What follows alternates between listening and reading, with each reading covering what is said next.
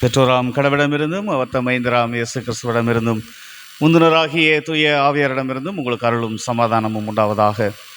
நல்ல மனமகிழ்ச்சியான தபசு காலங்களிலே ஆண்டவருடைய சிலுவை நன்மை உணரும்படியாய் கர்த்தர் தந்திருக்கிற இந்த கூடுகையிலும் இந்த 2ஆம் நாள் நற்செய்தி கூட்டத்திலே ஆண்டவருடைய ஆவியானவர் நம்மோடு இருக்கிறார் என்ற நன்றி உணர்வோடு அவருடைய பாதபடியிலே அமர்ந்திருக்கின்ற நாம் அவரை நோக்கி பார்க்க, அவருடைய எழுந்துள்ளால் நாம் வழிநடத்தப்பட நம்மை இந்த வேளையிலே அர்ப்பணிப்போம், ஜெபம் செய்வோம். அன்பின் ஆண்டவரே, கிருபை மிகுந்தவரே, இந்த கிருபையின் காலங்களிலே மீண்டுமாய் நாங்கள் உம்மை நோக்கி பார்க்கவும், நம்முடைய சிலுவையின் அன்பின் ஆழங்களை அறிந்து கொள்ளும்படியாகவும் கர்த்தர் தந்திருக்கிற இந்த நற்செய்தி கூட்டங்களுக்காக, அதிலும் 2ஆம் நாள் கூடுகைக்காக நாங்கள் நன்றியோடு உம்மை ஸ்தோத்தரிக்கின்றோம். கர்த்தருடைய கிருபையின் கரம் எங்களோடு மட்டுமாய் இருந்து வழி நடத்துகிறது, எங்களை ஆசீர்வதிக்கிறது, எங்களை அடைக்கலம் தந்து காத்துக்கொள்கிறது என்ற நன்றி உணர்வோடு இந்த நாளிலுமே உம்முடைய திருப்பாதத்திலே அமர்ந்திருக்கின்றோம். கர்த்தருடைய கிருபையின் கரம் இந்த நாளிலே உம்முடைய வார்த்தையின் வழியாய் உம்முடைய சிலுவையின் அருகில் நாங்கள் நெருங்கி சேரவும், எங்களுடைய பாவ கரைகளை ஆவியானவர் இந்த நாட்களிலே கழுவி நாங்கள் பரிசுத்தப்படும்படியாகவும் உம்முடைய கிருபை எங்களை காத்து வழி நடத்த தாழ்த்துகிறோம். இந்த நாளிலுமே நாங்கள் கேட்க இருக்கிற சத்தியம், ஆண்டவருக்கு துதிக்கின்ற செயல்கள் எல்லாவற்றிலும் நீர் எங்களை ஆசீர்வதித்து வழிநடத்த தாழ்த்துகிறோம். நீர் முன்குறித்த உம்முடைய பிள்ளைகளை நீர் அழைத்து வாரும். நாங்கள் ஒன்று கூடி உம்முடைய திருப்பெயரை மகிமைப்படுத்த அருள் தாரும். இறைமகன் இயேசு கிறிஸ்து வழியாய் வேண்டுகிறோம் எங்கள் அன்பின் கடவுளே, ஆமென். அல்லேலூயா. 2ஆம் நாள் கூடுகைக்கும் வந்திருக்கிற உங்கள் அனைவரையும் கல்வாரி அன்பராம் இயேசு கிறிஸ்துவின் திருப்பெயரிலே வாழ்த்தி வரவேற்கிறேன். நாம் இணைந்து ஆண்டவரை போற்றுவோம். நம்முடைய அருள்பணி பாடல் புஸ்தகங்களிலே பாடல் 177 என்னை மறவா இயேசுநாதா உந்தன் தயவால் என்னை நடத்தும் என்ற பாடலை நாம் பாடி ஆண்டவரை போற்றுவோம். கர்த்தர் நம்மை திக்கற்றவராய் விடவில்லை,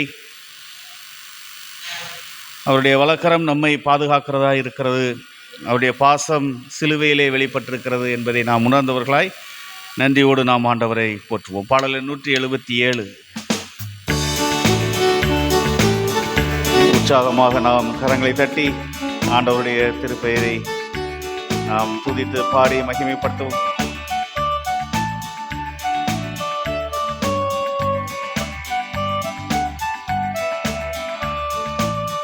என்னை மறவா இயேசுநாதா உந்தன் தயவால் என்னை நடத்தும். என்னை மறவா இயேசுநாதா உந்தன் தயவால் என்னை நடத்தும். வாக்கு ஜீவ வாக்கு தத்தங்கள் வரைந்தன காய்ந்ததாலே ஸ்தோத்திரம். வல்ல ஜீவ வாக்கு தத்தங்கள் வரைந்தன காய்ந்ததாலே ஸ்தோத்திரம். ஆபத்திலே அரும் துணையே பாதைக்கு நல்ல தீபமதே. ஆபத்திலே அரும் துணையே பாதைக்கு நல்ல தீபமதே. என்னை மறவா இயேசுநாதா உந்தன் தயவா என்னை நடத்தும். வலக்கரத்தாலே பாதுகாப்பேன் என்றதாலே ஸ்தோத்திரம். பயப்படாதே வலக்கரத்தாலே பாதுகாப்பேன் என்றதாலே ஸ்தோத்திரம். பாசமென் மேல் நீர் வைத்ததினால் பறிக்க இயலாதவரும் என்னை. பாசமென் மேல் நீர் வைத்ததினால் பறிக்க இயலாதவரும் என்னை. என்னை மறவா இயேசுநாதா உந்தன் தயவால் என்னை நடத்தும். தாய் தன் சேயை மறந்து விட்டாலும் மறவேன் உன்னை என்றதாலே ஸ்தோத்திரம். தாய் தன் சேயை மறந்து விட்டாலும் மறவேன் உன்னை என்றதாலே ஸ்தோத்திரம். வரைந்தீரன்றோ உம் உள்ளம் கையில் வல்லவா எந்தன் புகழிடமே. வரைந்தீரன்றோ உம் உள்ளம் கையில் வல்லவா எந்தன் புகழிடமே. என்னை மறவா இயேசுநாதா உந்தன் தயவா என்னை நடத்தும். திக்கற்றோராய் கைவிடேனே கலங்கிடீரே என்றதாலே ஸ்தோத்திரம். திக்கற்றோராய் கைவிடேனே கலங்கிடீரே என்றதாலே ஸ்தோத்திரம். நீரறியாயதும் நேரிடா என் தலை முடியும் எண்ணினீரே. நீரறியாயதும் நேரிடா என் தலை முடியும் எண்ணினீரே. என்னை மறவா இயேசுநாதா உந்தன் தயவால் என்னை நடத்தும். உன்னை தொடுவோன் என் கண்மணியை தொடுவதாக உரைத்ததாலே ஸ்தோத்திரம்.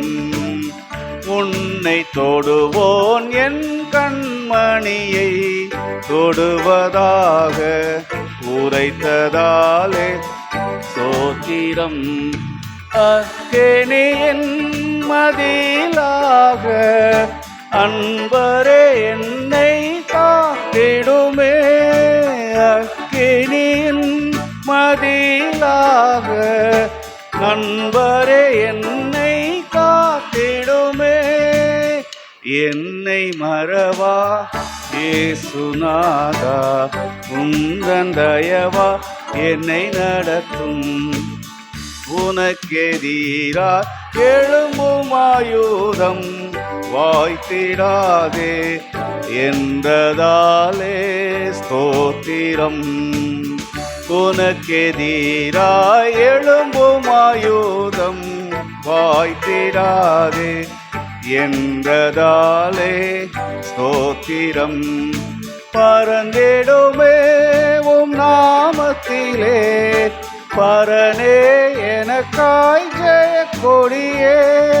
பறந்திடுமே உம் நாமத்திலே பரனே எனக்காய் ஜெய கொடியே. என்னை மறவா இயேசுநாதா உந்தன் தயவா என்னை நடத்தும். என்னை மறவா இயேசுநாதா உந்தன் தயவா என்னை நடத்தும். அல்லேலூயா. ஆண்டவர் நம்மை மறவாத தேவன் என்று நம்மை அழைத்தவர் உண்மை உள்ளவராய் இருக்கிறார் என்று நாம் உணர்ந்தவர்களாய் இந்த கூடுகையிலும் ஆவியானவர் நம்மோடு இருக்கிறார். அவர் நம்மை வழி நடத்துகிறார். அவர் நம்முடைய உள்ளத்திலே தங்கும்படியாக அவர் நம்மை உள்ளத்திலே அவருடைய வாஞ்சைகளை கட்டளையிட்டு கொடுக்கும்படியாக அவருடைய கிருபை நம்மோடு என்றும் நிலைத்து நிற்கும்படியாக அவரை நாம் உள்ளத்தில் ஆழத்திலிருந்து இந்த வேளையிலும் நானும் என்னை உம்முடைய கரங்களிலே அர்ப்பணிக்கிறேன் சுவாமி என்று சொல்லி நம்மை அர்ப்பணிக்கும் அடையாளமாக பாடல் 157 எந்தன் உள்ளம் தங்கும் இயேசு நாயகா உந்தன் வீடாய் கொள்ளும் இயேசு நாயகா என்னை நான் உம்முடைய கரங்களிலே அர்ப்பணிக்கின்றேன் என்று சொல்லி நாம் ஆண்டவருடைய சமூகத்திலே நம்மை அர்ப்பணிப்போம். நம்முடைய ஐக்கியத்தையும் நம்முடைய எல்லா அன்பையும் ஆண்டவர் ஏற்றுக்கொள்ளுகின்றவராக எதிர்பார்க்கின்றவராக இருக்கிறார் என்று சொல்லி நாம் உணர்ந்தவர்களாக இந்த கிருபையின் காலங்களிலும் நம்முடைய இதயத்திலே ஆவியானவர் ஆண்டவருடைய அன்பின் சிலுவையின் அடையாளங்கள், பிதாவினுடைய அர்ப்பணிப்பு எல்லாவற்றையும் நாம் உணர்ந்து இந்த வேளையிலுமே நாங்கள் எங்களை அர்ப்பணிக்கிறோம் சுவாமி என்று சொல்லி அவருடைய கரங்களிலே நம்மை அர்ப்பணிப்போம். பாடல் 157. எந்தன் உள்ளம் தங்கும் இயேசு நாயகா, உந்தன் வீடாய் கொள்ளும் இயேசு நாயகா, இயேசு நாயகா, இயேசு நாயகா, உந்தன் வீடாய் கொள்ளும் இயேசு நாயகா. ஆண்டவருடைய கரங்களிலே இந்த வேளையிலும் என்னுடைய மாம்ச கிரியைகளை நீக்கும் ஐயா. என்னை குழந்தையின் உள்ளத்தை போல் மாற்றும். குழந்தைகளை ஏற்றுக்கொள்கிறவர், அரவணைக்கிறவர், ஆசீர்வதிக்கிறவர். அவ்விதமாக இந்த நாளிலுமே என்னுடைய உள்ளம் உம்மை வாஞ்சிக்கின்ற உள்ளமாக, என்னுடைய உடல் உம்மை நேசிக்கின்ற உடலாக காணப்பட கர்த்தர் கிருபை தாரும். என்னுடைய மாம்ச கிரியை போக்கும் என்று ஆண்டவருடைய கரத்திலே நம்மை நாம் அர்ப்பணிப்போமா?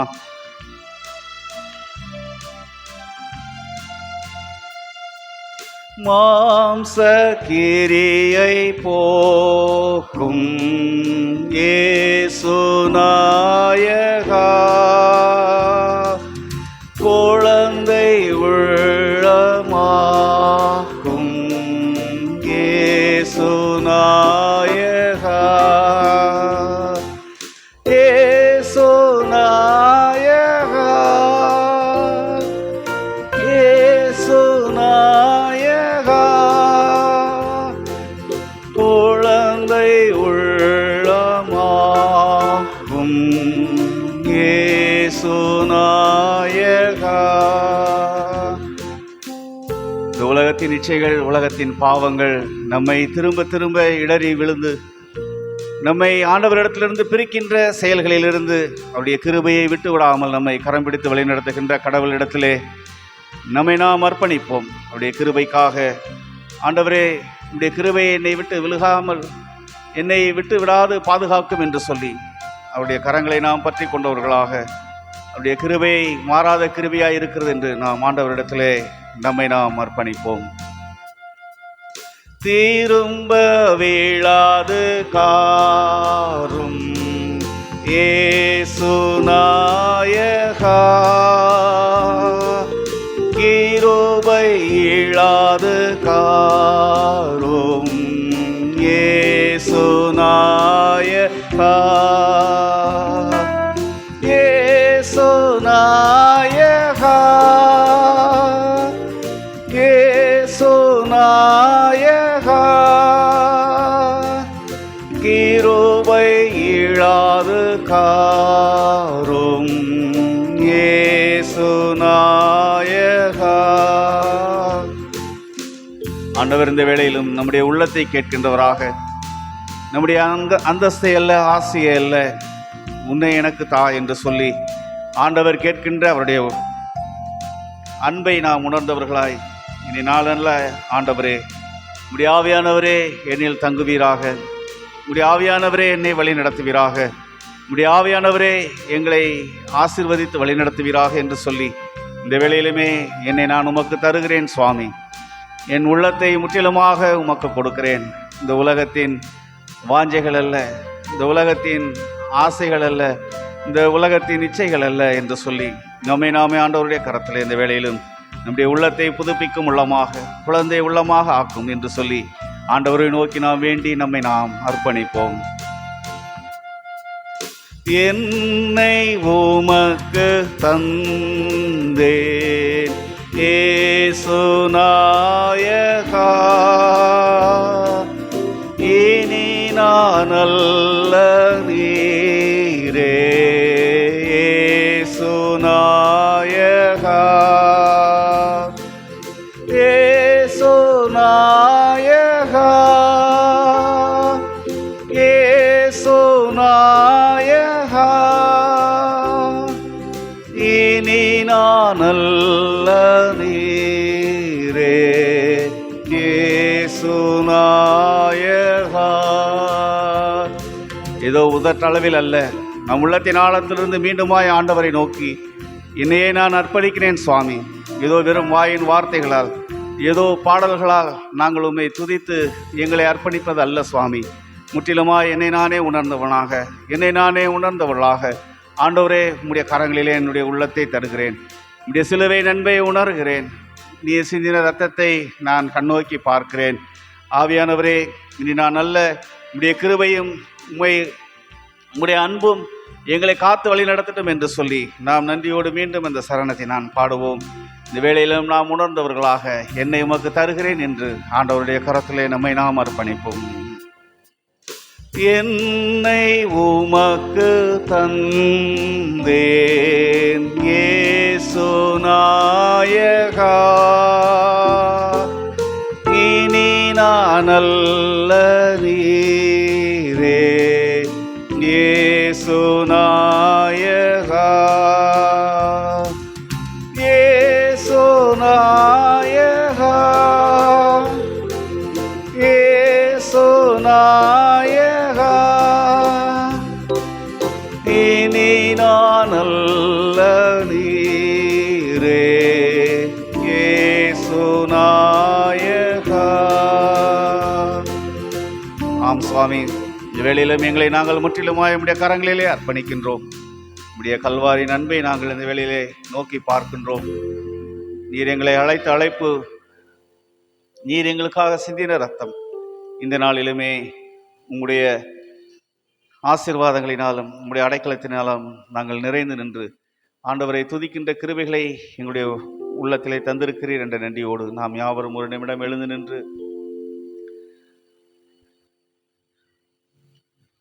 ஆண்டவரை நோக்கி, நான் இந்த வேளையிலும் உம்முடைய கல்வாரி அன்பை நோக்கி பார்க்கிறேன் சுவாமி. அந்த அன்புக்கு ஈடாக ஒன்றுமில்லை என்பதை நான் உணர்கிறேன் சுவாமி என்று சொல்லி ஆண்டவருடைய கரங்களிலே நம்மை நாம் அர்ப்பணிப்போம். இந்த பாடல் புஸ்தகத்திலே கல்வாரி அன்பை எண்ணிடும் வேளை கண்கள் கலங்கிடுதே என்ற பாடலை நாம் பாடி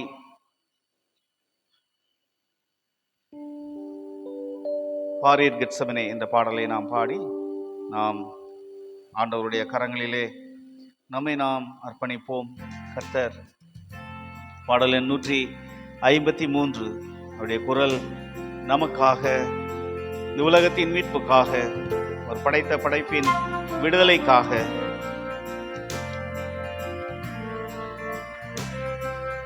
ஏங்கி தவித்து ஜெபிக்கின்ற அந்த குரலோடு நம்மை நாம் இந்த வேளையிலும் இணைத்தவர்களாக அவருடைய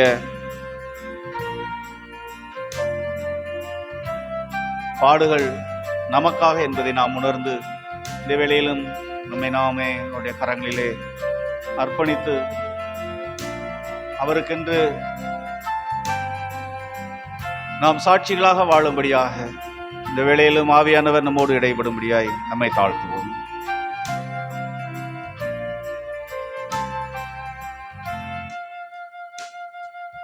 பாரீர் கெத்செமனே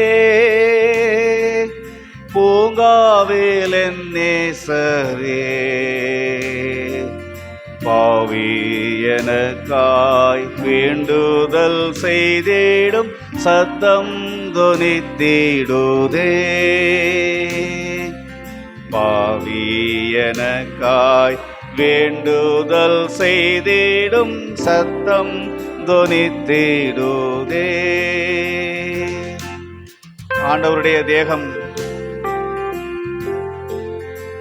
நையப்பட்டதாக அவருடைய வேதனையின் மத்தியிலே நமக்காக வேண்டின வேண்டுதலை ஒரு நிமிடம் நாம் மனக்கண் முன் கொண்டு வருவோம். உங்களுக்காக, எனக்காக, நம்முடைய பிள்ளைகளுக்காக, இந்த தேசத்தின் விடுதலைக்காக, அவருடைய படைப்பின் விடுதலைக்காக அவர் பட்ட வேதனைகள், அவர் நமக்காக அடைந்த சோகங்களை இந்த வேளையிலும் நாம் நினைத்து ஒரு நிமிடம் ஆண்டவரே இத்தனை பாடுகள் எனக்கு சுவாமி என்று சொல்லி அவருடைய கரங்களிலே நம்மை அர்ப்பணித்தவர்களாய்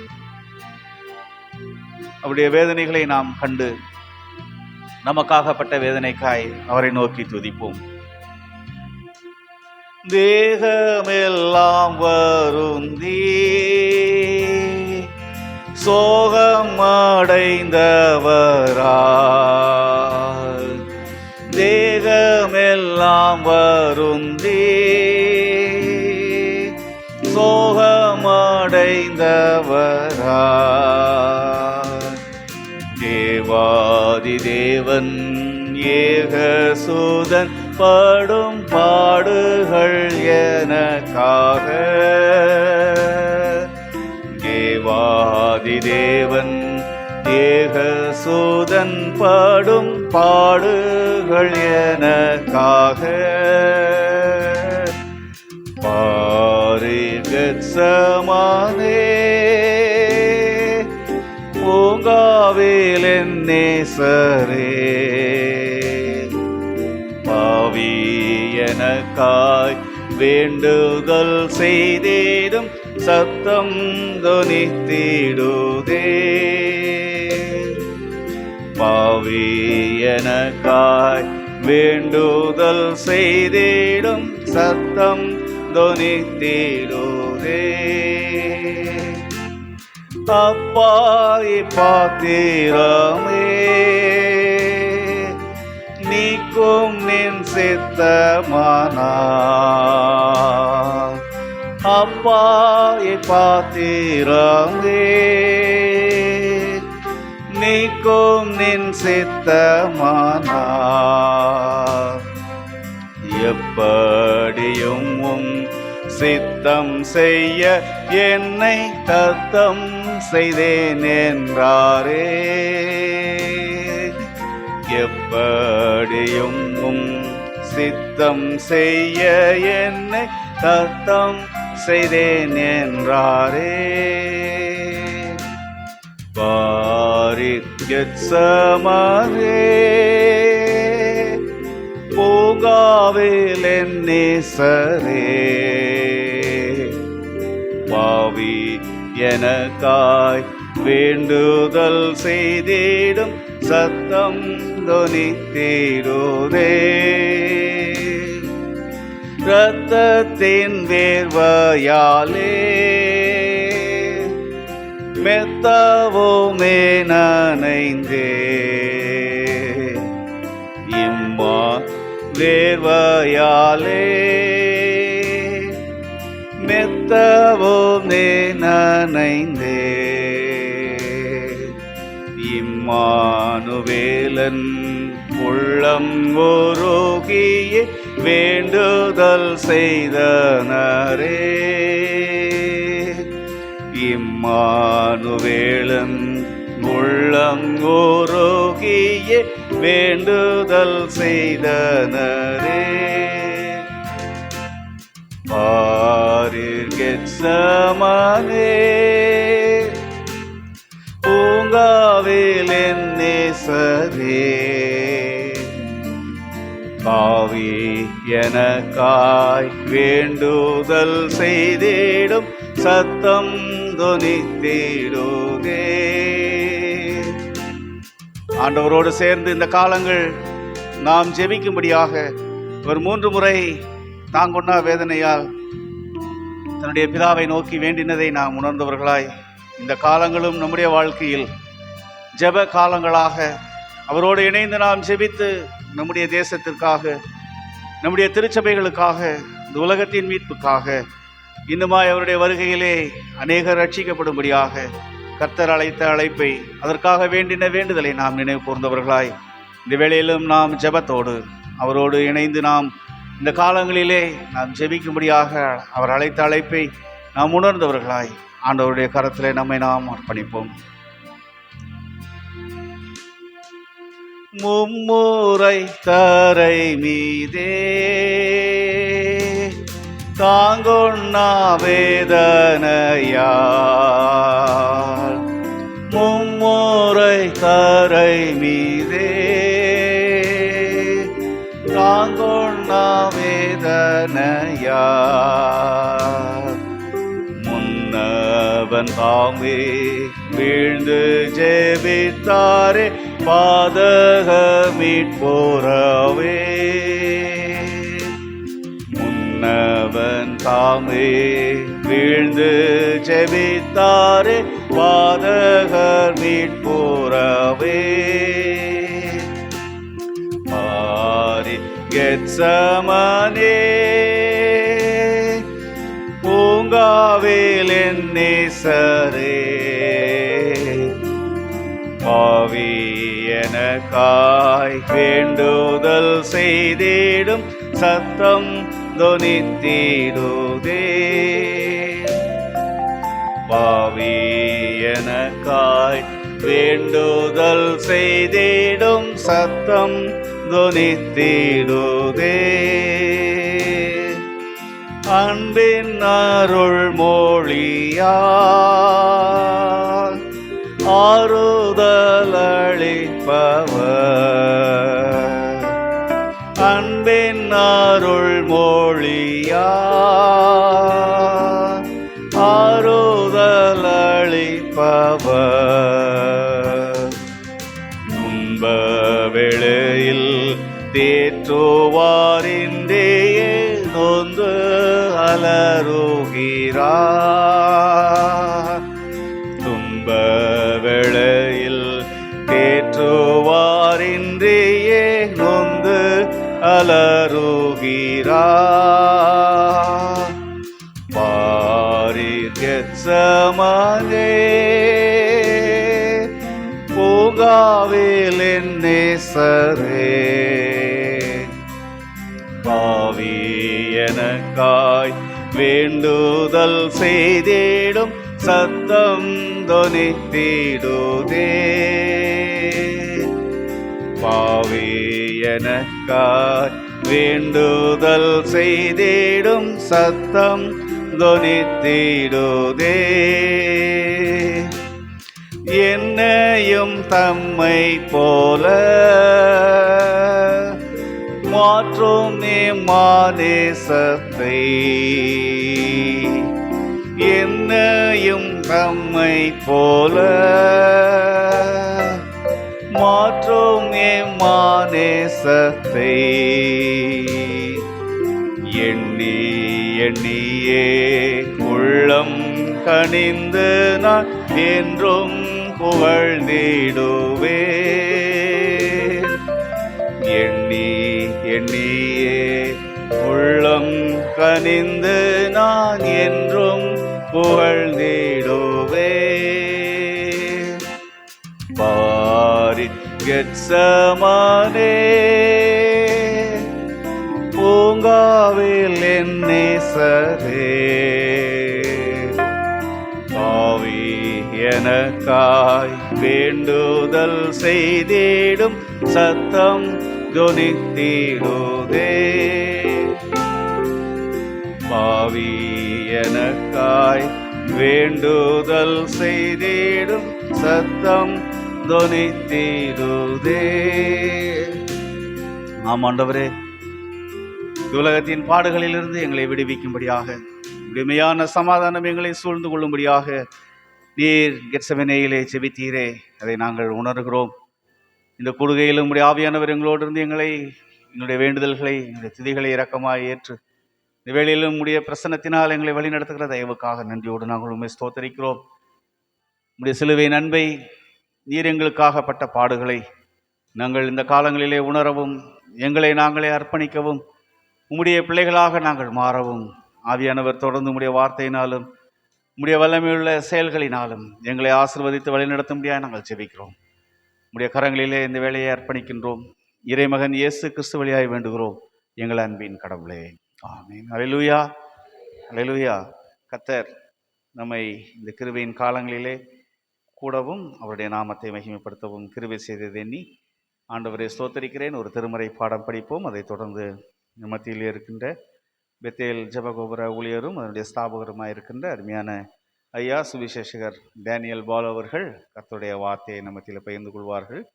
நீங்கள் எடுத்தவர்கள் முன் வந்து வாசிக்க அன்போடு கேட்டுக்கொள்கிறேன். 1 யோவான் 1ஆம் அதிகாரம் 1 முதல் 7 வரை உள்ள ஆண்டவருடைய வார்த்தைகளை நீங்கள் எடுத்தவர்கள் முன் வந்து வாசிக்கலாம். 1 யோவான் 1ஆம் அதிகாரம் 1 முதல் 7 வசனங்கள்.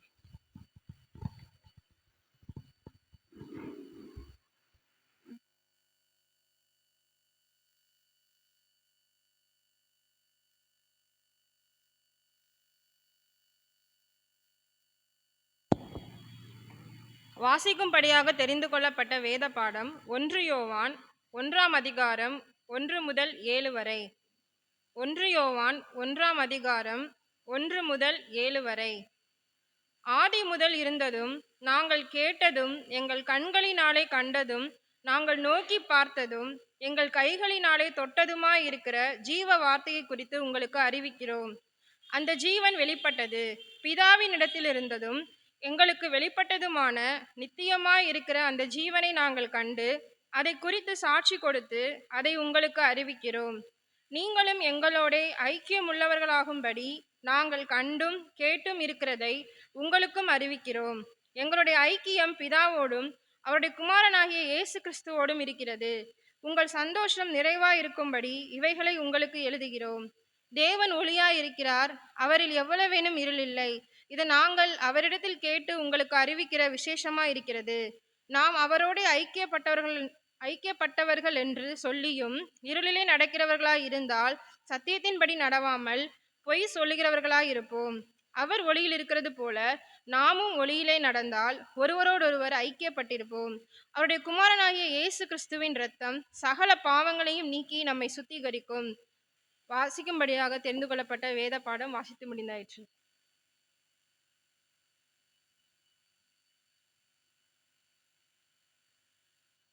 அன்புக்குரியவர்களே, இந்த 2ஆம் நாள் கூடுகையிலும் மத்தியிலே பெத்தேல் ஜெபகோபுர ஸ்தாபகரும் அதனுடைய ஊழியருமாய் இருக்கின்ற அருமையான சுவிசேஷகர் டேனியல் பால் ஐயா அவர்களை நாம் நம்முடைய திருச்சபையின் சார்பாக வாழ்த்தி வரவேற்கிறோம்.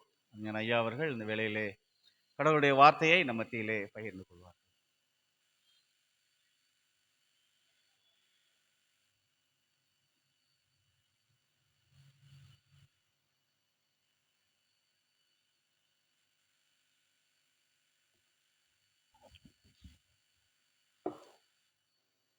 ஒரு நிமிடம் நாம் கண்களை மூடுவோம். மகா பரிசுத்தமும் இரக்கமும் கிருபை நிறைந்த எங்கள் நல்ல பிதாவே, நல்ல நாளுக்காக, நல்ல வேலைக்காக நாங்கள் உமக்கு நன்றி செலுத்துகிறோம். நன்றியோடு கூட உம்மை துதிக்கிறோம் ஆண்டவர். துதியின் மத்தியிலே வாசமாயிருக்கிற தேவன், துதிகளுக்காகவே இந்த ஜனங்களை ஏற்படுத்தினேன் என்று சொன்ன தேவன், ஒருவரையே நாங்கள் துதிக்கிறோம் ஆண்டவர். ஆம் தகப்பனே, திருச்சபையாராய் ஐக்கியப்பட்டு இந்த இடத்திலே நாங்கள் கூடி வந்திருக்கிறோம். ஆண்டவர் தாமே எங்களோடு கூட பேசுவீராக. கர்த்தருடைய சத்தம் வல்லமை உள்ளதாக இருக்கிறது. இன்றும் நீர் எங்களோடு பேசும்படியாக, எங்களை சீர்திருத்தும்படியாக, எங்களை ஸ்திரப்படுத்தும்படியாக, எங்களை பலப்படுத்தும்படியாக, எங்கள் ஒவ்வொருவரையும் நிலைநிறுத்தும்படியாக நாங்கள் செபிக்கிறோம் ஆண்டவரே. நன்றி செலுத்துகிறோம். ஆண்டவராயிருக்கிற இயேசு கிறிஸ்துவின் நாமத்தில் ஜெபிக்கிறோம் ஜீவனுள்ள நல்ல பிதாவே. ஆமென், ஆமென். மீண்டுமாக ஆண்டவராயிருக்கிற இயேசு கிறிஸ்துவின் நாமத்திலே உங்கள் யாவருக்கும் எங்கள் அன்பான வாழ்த்துதலை நாங்கள் அறிவித்துக் கொள்ளுகிறோம். தொடர்ந்து இந்த 2ஆம் நாள் கூடுகையிலே நேற்றைய தினத்திலே ஒரு தரிசனத்தை குறித்து வெளிப்படுத்தினோம். ஏசாயா தீர்க்கதரிசிக்கு எப்படியாய் அவனுக்கென்று கொடுத்த திட்டத்தை ஆண்டவர் நிறைவேற்றி கொடுத்தார். யாரை நான் அனுப்புவேன் என்று சொல்லி அவன் என்னை அனுப்பும் என்று ஆண்டவரிடத்திலே சொன்னான். அதற்கேற்றபடி அவனுடைய வாழ்க்கையிலே ஆண்டவர் சரியா எல்லா காரியங்களையும் செய்தார். பிரியமானவர்களே, நம்முடைய வாழ்க்கையிலும் நீங்கள் பார்க்கும்போது வேதத்தில் இருப்பதை நம்முடைய வாழ்க்கையோடு ஒப்பிட்டு கொள்ள வேண்டும். அப்படித்தான் ஜெபமாக இருந்தாலும் சரி, வேறு என்ன காரியமாக இருந்தாலும் வேத வசனங்களை நம்முடைய வாழ்க்கையோடு ஒப்பிட்டு பார்க்கணும். நாம் எல்லாம் இப்படி 6 கூட்டங்கள் வைக்கிறார்கள். யாருக்காக வைக்கிறார்கள்? பொதுவாக திருச்சபை ஜனங்கள் நன்றாக வளர வேண்டும், தேர வேண்டும், பெருக வேண்டும், பலப்பட வேண்டும், நிலைநிறுத்தப்பட வேண்டும் என்று சொல்லி உண்மையான ஆயர் அவர்களுக்கு தெரியாதா? அவரே பேசலாம். இதற்காக படித்து வந்திருக்கிறார்கள். இப்படிப்பட்ட லண்டன் டேஸ்ல இந்த மாதிரி நற்செய்தி கூட்டங்களை வைத்து ஜனங்களுக்கு ஒவ்வொருத்தர் மூலமாக ஆண்டவர் என்ன பேசுகிறார் என்று சொல்லி இந்த கூட்டங்கள் ஆயத்தப்படுத்தப்படுகிறது. வேதத்திலே நீங்கள் பார்த்தீங்களா என்றால் பரிசுத்த பவுல் மாபெரும் ஊழியக்காரன், ஒரு அப்போஸ்தலன். அவன் திருச்சபை, வேதத்திலே ஒரு 5-6 திருச்சபைகள் மேலேயே இருக்கிறது. அதிலே பவுல் அவன் செய்த ஊழியத்திலேயே மிக மிக மிக முக்கியமான ஒரு ஊழியம். எல்லாத்திலையும் முக்கியம்தான். ஆனால் பவுல் அப்போஸ்தலன் கொலேசிய நிருபத்திலே, கொலேசிய சபையிலே செய்த ஊழியம் பிரமிக்க வைக்கிறது. ஆம், அப்படி என்ன ஊழியத்தை செய்திருக்கிறான்? திருப்பி வைத்துக் கொள்ளுங்கள். கொலேசியர் புஸ்தகம் 1ஆம் அதிகாரம் 28வது வசனத்திலே பார்க்கும்போது ஒரே ஒரு வார்த்தையை முக்கியத்துவப்படுத்துகிறான். நீங்கள் யாவரும் தேரும்படி. ஒரு தேறுகிற கட்டத்திற்குள் திருச்சபையார் கடந்து வர வேண்டும். நீங்கள் தேர வேண்டும். சாதாரணமா ஒரு எல்கேஜி குழந்தைக்கு ஒரு பரீட்சை இருக்கு, அதுல பாஸ் ஆனதான் அடுத்ததுக்கு போகும். நம்முடைய வாழ்க்கையிலே தேறுகிற கட்டத்திற்குள்ளே வந்திருக்கிறோம். அதற்காக எந்த பரீட்சையும் கிடையாது. நம்மை நாமே தேற்றிக்கொள்ளணும், தேரணும், வளரணும். கிறிஸ்துவுக்குள் அதான் ரொம்ப முக்கியம். கிறிஸ்துவுக்குள் ஒரு மனிதனை தேர வைப்பதற்காக அப்போஸ்தலனாகிய பவுல் மேற்கொண்ட காரியங்கள் என்ன? அப்போஸ்தலனாகிய பவுல் ஒரு மனிதனை, ஒரு திருச்சபையை தேர வைக்கணும். அத்தனை ஊழியர்காரிடத்திலும் தலைமையில் விழுந்த கடமை. என்னவோ ஏதோ என்று பேசிவிட்டு போய்விடக் கூடாது. இந்த திருச்சபையை வளர வைக்கணும், இந்த திருச்சபையை மேன்மைப்படுத்தணும், இந்த திருச்சபையில் இருக்கிற ஜனங்களை தேர வைக்கணும். கிறிஸ்துவுக்குள் ஒரு மனிதனை தேர வைக்கும்படி அதற்கு அவன் மேற்கொண்ட காரியம் என்ன தெரியுமா? எப்பொழுதும் நாங்கள் அவரே அறிவித்து. யாரை? சிலுவையில் அறையப்பட்டவர். எப்பொழுது நாங்கள் அவரையே அறிவித்து எந்த மனுஷனுக்கும் புத்தி சொல்லி எந்த மனுஷனுக்கும் ஞானமாய் உபதேசம் பண்ணுகிறோம். இங்கிலீஷ்ல படிச்சு பார்த்தீங்கன்னா ரொம்ப அழகா எழுதியிருப்பாங்க. Preaching, teaching, counselling. இந்த மூன்றும் ஒரு மனிதனை தேறுவதற்கு முக்கியமாய் காணப்படுகிறது. இந்த மூன்றும் இருந்தால்தான் அவர்கள் தேறுகிற கட்டத்திற்கே வர முடியும். ஆம் பிரியமானவர்களே, லூக்கா எழுதின புஸ்தகம் 6ஆம் அதிகாரம் 40வது வசனத்திலே பார்க்கும்போது ஒரு குருடன் இந்த வசனத்தை சொல்ல. ஒரு குருடன், கண் தெரியாத ஒரு குருடன். சீஷனானவன் குருவுக்கு மிஞ்சினவன் அல்ல, அவன் தேறினால் குருவை போல் இருப்பான். சீஷன் யார்? நீங்களும் நானும். குரு யார்? நம்முடைய ஆண்டவர். என்ன சொல்லப்படுகிறது? சீஷர்கள் குருவுக்கு மிஞ்சி எதையும் செஞ்சிட முடியாது. ஆனால் நீங்கள் தேறினால் குருவை போல் இருப்பீர்கள். ஆம் பிரியமானவர்களே, 1 தீமோத்தேயு புஸ்தகம் 4ஆம் அதிகாரம் 15வது வசனத்தை பார்க்கும்போது பவுல் தீமோத்தேயுக்கு ஒரு அட்வைஸ் பண்றாரு. அட்வைஸ்ன்னு கூட எடுத்துக்கூடாது, ஒரு மேன்மை, ஒரு உயர்வை கொடுக்கிறார். நீ தேறினது யாவருக்கும் விளங்கும்படி. ஆம், கேகே நகர்ல இருக்கிற இந்த திருச்சபை ஜனங்கள் தேறிவிட்டார்கள் என்று கத்தீட்ரல் சர்ச்சில் சொல்லணும்.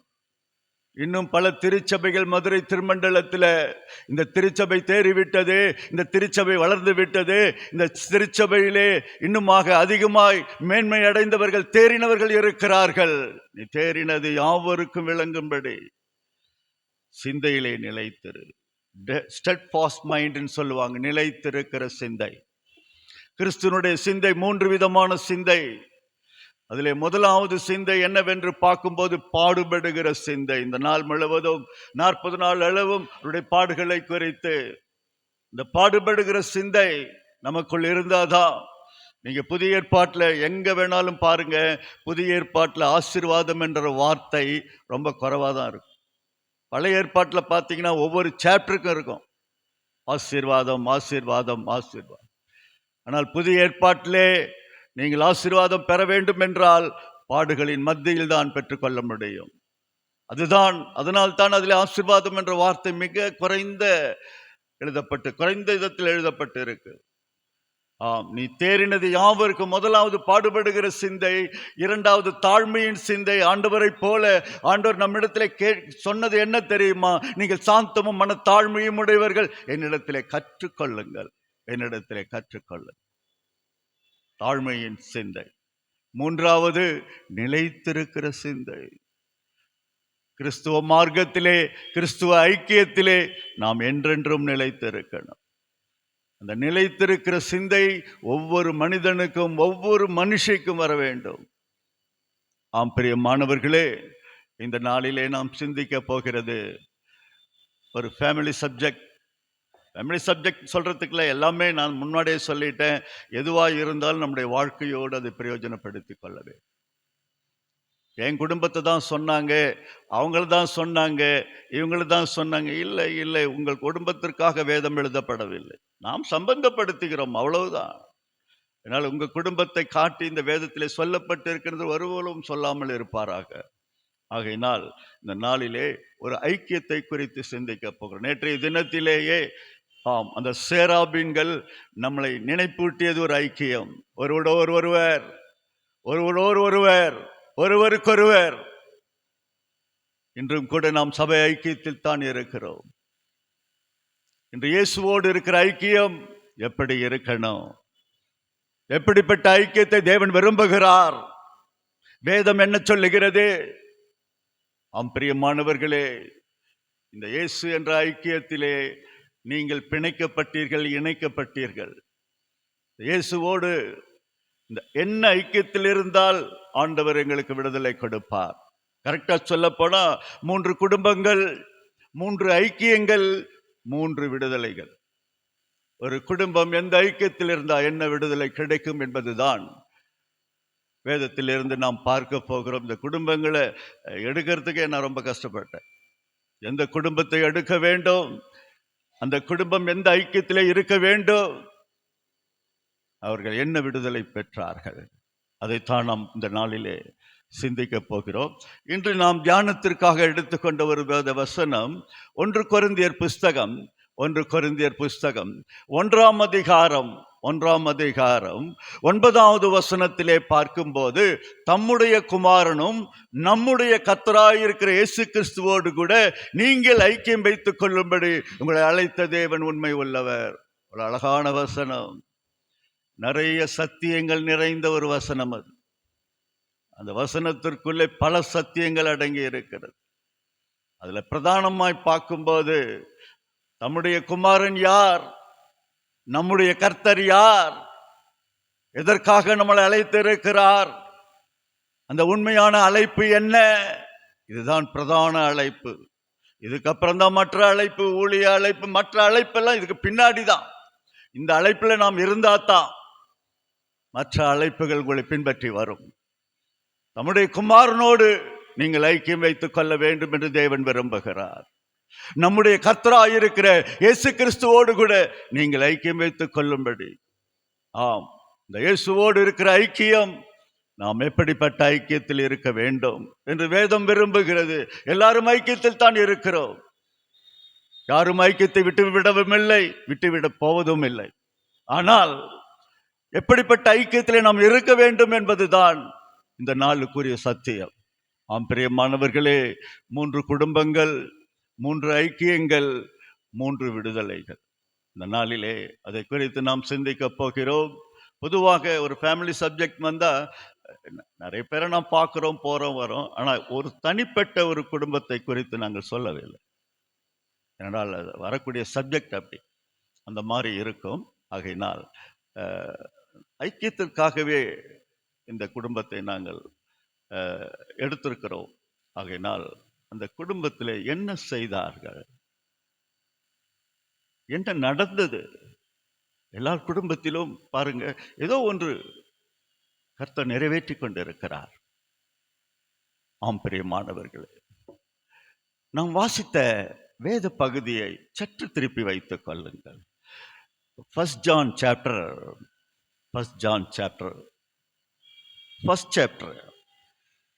1 அதிகாரம் 3 ஒரு சில வசனங்களை நீங்கள் பார்க்கும்போது, நீங்களும் எங்களோடு கூட ஐக்கியம் கொள்ளும்படி நாங்கள் கண்டும் கேட்டும் இருக்கிறதை உங்களுக்கு அறிவிக்கிறோம்.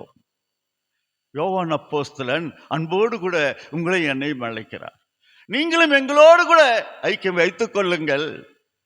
ஆகையினால் நாங்கள் கண்டதை, எங்கள் கண்களால் ஆண்டவரை குறித்து கண்டதை, அவரிடத்தில் கேட்டதை உங்களுக்கு சொல்லுகிறோம். எங்கள் ஐக்கியம் பிதாவோடு, எங்கள் ஐக்கியம் குமாரனாகிய இயேசு கிறிஸ்துவோடு கூட இருக்கிறது. மிக அழகா இந்த வசனம் அமைந்திருக்கிறது. நாங்கள் யாரோடு ஐக்கியம் வைத்துக் கொண்டிருக்கிறோம்? பிதாவோடும் அவருடைய குமாரனாகிய இயேசு கிறிஸ்துவோடு கூட நாங்கள் ஐக்கியம் வைத்திருக்கிறோம். நீங்களும் எங்கள் ஐக்கியத்திற்கு வந்து விடுங்கள், நீங்களும் எங்கள் ஐக்கியத்தில் வந்து விடுங்கள். நாங்கள் அவரிடத்தில் கண்டதை, நாங்கள் அவரிடத்தில் கேட்டதை உங்களுக்கு அறிவிக்கிறோம். அடுத்த வசனம் சொல்கிறது, உங்கள் சந்தோஷம் நிறைவாயிருக்கும்படி இவைகளை எழுதுகிறேன். அவர் ஒளியாயிருக்கிறார். 5வது வசனம் சொல்கிறது, அவர் ஒளியாயிருக்கிறார். அவர்கள் எவ்வளவு வேணும் இருள் இல்லை. கொஞ்சம் கூட அவர்கிட்ட இருளே கிடையாது. இதை நாங்கள் அவரிடத்தில் கேட்டு அறிவிக்கிற விசேஷமாக இருக்கிறது. இருளே இல்லை. ஒளிக்காக வந்தவர், வெளிச்சத்திற்காக பிறந்தவர், அவரிடத்தில் கொஞ்சம் கூட இருள் இல்லை. இதை நாங்கள் அவரிடத்தில் கேட்டு உங்களுக்கு அறிவிக்கிற ஒரு விசேஷமாக இருக்கிறது.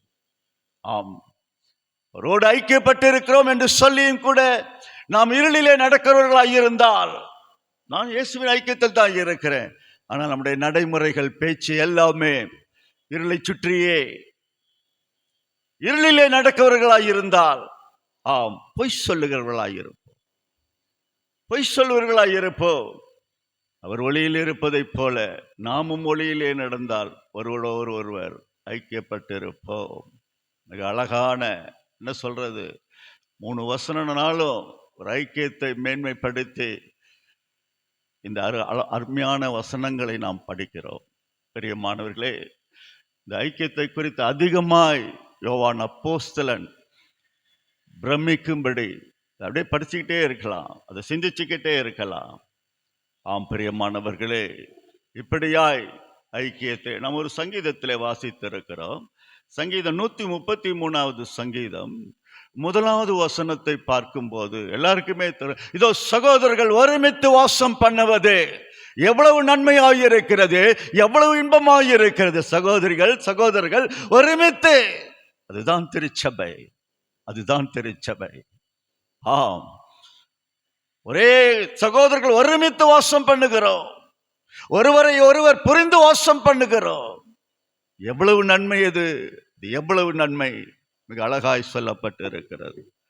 பிரியமானவர்களே, 3 குடும்பங்கள், வேதத்திலிருந்து ஒரு 3 குடும்பங்களை, ஆம், இந்த ஐக்கியத்தோடு கூட காணப்படும் பொழுது 3 குடும்பம், 3 ஐக்கியம், 3 விடுதலை.